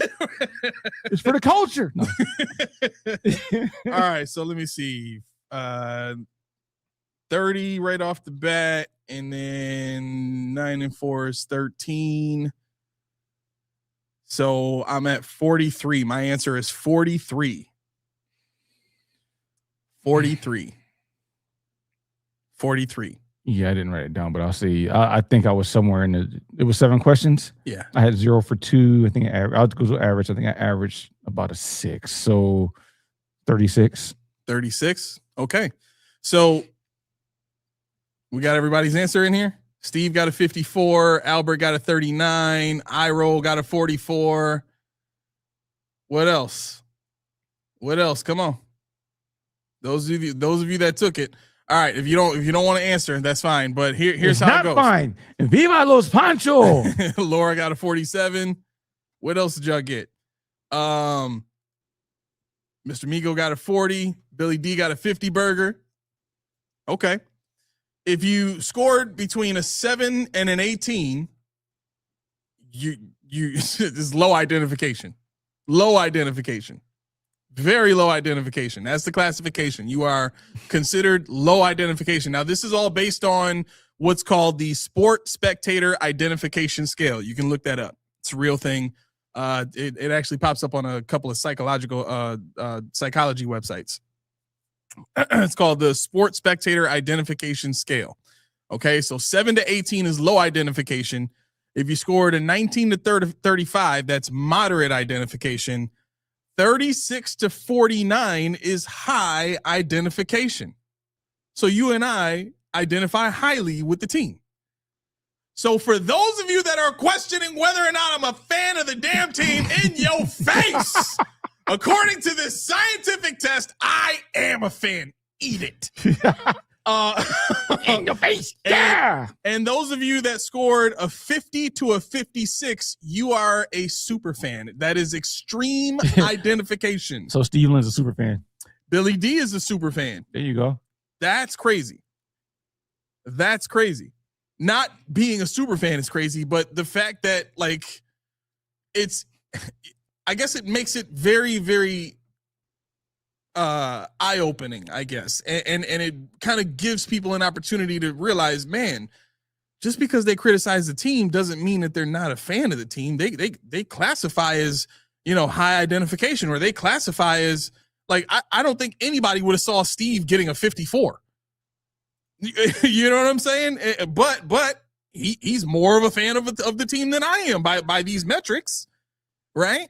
And this is a scientific approach. I got this from a science-based website. You know what I'm saying? So these are the ways that I like to reach these conclusions. I don't like going based off of what you feel, whatever the case. You know what I'm saying? Let's measure it out. Let's see where you line up based on this scale. And look, if you identified as a super fan, good, because people need to see how much you love the squad, whether you bashing them or whether you loving them, right? In the same way that with us, people need to see how much we love the team, right? Now, plot twist. I'm gonna make fans mad now. There it is. Okay. Okay, good. We got a couple minutes here. Okay. Now, if you love Josh Allen the way you say you do, you wouldn't want Allen to be at the bottom of top 10 lists or anywhere near the bottom of any lists at all when it comes to the rankings of the good, greatest quarterbacks of our era, greatest quarterbacks of all time. You wouldn't want Josh Allen to be at the bottom, right? And the only thing that will move him up at this point, because the team has already shown that they don't care about Allen's stats, let's make that clear, is championships. That's the only thing that moves him up that scale. There was a quarterback listing that I saw on Twitter where it had Josh Allen listed as number 10, and I think Patrick Mahomes was listed at number 5. And the reasoning for that listing with Mahomes being at number 5 is he won a Super Bowl. The other reasons of these quarterbacks being it was wide receiver quarterback duo rankings, right? So this particular ranking had Josh Allen and Stephon Diggs. And that number 10 ranking was they had instant chemistry, offense was great. Cool. But Mahomes is at 5 with him and Tyreek Hill. Why? They won a Super Bowl. Right? So you should demand championships, not for yourself, but for your quarterback, who apparently this has been going on for a while now, has his own section on the Buffalo Bills website apart from anybody else on the team. This guy is that important to the Bills and should be that important to you as a Bills fan, whether you're a high identifier, an extreme identifier, a moderate identifier, or a low identifier. If you're anywhere in that high to extreme identification level, you want championships. You obviously love the team, but if you love the quarterback the way you say you do, you should want championships for the man, because his story is only going to be relative to what he accomplishes in this game when it's all said and done. Think about where Phillip Rivers is in the conversation of greatest of all time quarterbacks. Nobody puts him on the lists. Why? No championships. You want to be on that level? Do you want Josh to be on that level? Then you better start cheering for some damn championships and stop being happy to just make it to the playoffs every year. Yeah. Oh, I bet that stung. I mean, we'll recover. You know, but I like your. What you gonna say? No, J-Ham said, I don't get your point. Who said we don't want championships? I'm referring to those people who are happy with consistent winning. Obviously, everybody wants to win a Super Bowl. I'm not saying that we don't want to win a Super Bowl, but what I'm saying is when the conversation gets to, you know, I'll put it like this. For years, we were saying, get rid of Sean McDermott. Well, why? He's winning. Why get rid of a head coach? Because he's not winning Super Bowls in 7 years. Yeah, but he's the winningest head coach in Buffalo Bills history. He's got the highest win percentage. Those are the fans I'm talking to. So if you don't identify with that, you ain't got to worry about that. But this was an opportunity for me to kind of take a shot at those people and help them understand that mentality, even if they adopt this mentality with Joe Brady, let's say Joe Brady goes and makes the playoffs 7 years in a row, but we don't win a championship. And Joe Brady has a higher win percentage than Sean McDermott does. Are we going to say, no, don't get rid of Joe Brady, even though he hasn't won it? Is it about championships or not? That's the point that I'm trying to make. Let's stop making this about enjoying the winning seasons and make this about enjoying the winning championships. Yeah, I think it's cool to really enjoy the winning seasons, but you got to finish your statement by saying more. Everything's got to be more. What's next? More. I'm not content. I'm happy, but I'm not content. I'm not full. I'm not pushing my plate. I'm not turning to the little cup holder over at Braza because I want more. Keep feeding me, you know. And the job's not done till the job is done. Mm-hmm. And that's the difference between what you hear from most outlets to here. Even, you know, people in the chat. We're not saying that they suck because they don't win the Super Bowl. We're saying the job's not done. And, you know, when I said we're in a drought, we're still in a drought. The drought is the Super Bowl drought, even getting back to Super Bowl, which is now 32 years. You know, so we need to focus on taking the team that we have that's good enough to beat pretty much anybody in the NFL to let it translate over to the playoffs and translate over to, you know, the divisional, the wild cards, the Super Bowl, all of them. You know, so the job isn't done until it's done. And it's funny because earlier I started something, somebody said, J-Ham said that Bean Island's a good vacation spot. We know because they always go there early in the year. So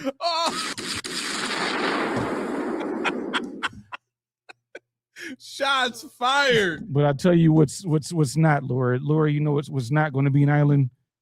Breeze tea is not going to be an island. It is not ever going to be the official drink. It won't be in your coconuts. It won't be in the coconuts. It won't be in the guava. It won't be anywhere because you can't find the 4 ingredients that you need to make the Reese on Bean Island. Tommy already checked it. He doesn't know it. I looked at your inventory. It ain't there. I ain't there either. You ain't there. Most of the Postpodiumpodcast ain't there. But some people, you know, you might want to put your toe in the water over there. Come on back home. We got something better for you. And that's the Reese tea. 1 part refreshing, 1 part delicious, 2 parts healthy. 2 farts. 2 farts. I didn't say it didn't have probiotics in it. Anyway, what can you expect when you get Reese tea? Not flatulence. You expect some of the good stuff. Get yourself a case, get yourself an individual. Matter of fact, I'm still working on demerits to discontinue that individual. We just need cases at this point in time. Get yourself some of the good stuff and share it with your people. Share it with your family. Share it with Bills fans. Share it with people that are not Bills fans. But what I want you to do is let them know the Postpodium podcast sent you over there. Bills farts. Hit you with the double poop. Yo, no balls hit with the double poop. Oh my gosh. Oh man. Kudos to you for carrying your own through that, not losing it. I tried, you over there giggling. I was like, nope. All right, we got to get you out of here. Let's go ahead and hit the music real quick. Here we go. Thank you for tuning in. The Sabres game is starting right now. So here's what we need you to do before you jet. Give us a like, give us a subscribe. Also hit that bell, make that thing ring it like a lane, so that you can get notifications when we send notifications. Like, if you want to donate to the show privately, if you're not a fan of the super chats and all that kind of stuff, and you just want to support the show in a very private way, you can click the link in the description that says it says no, it says it's TPPP/ whatever fourth wall. The fourth wall link that's in the description of this video. Click that link. It takes you to our merch page. And at the bottom of the screen, if you scroll all the way down, there's a donation section in there. You can choose what your donation is. I think you can customize it too if you just want to give us $1.67. You can do you can do that too. I'll take that. The easiest way, honestly, if you really want to support and be a part of the inner circle, the tight knit group that we're building here.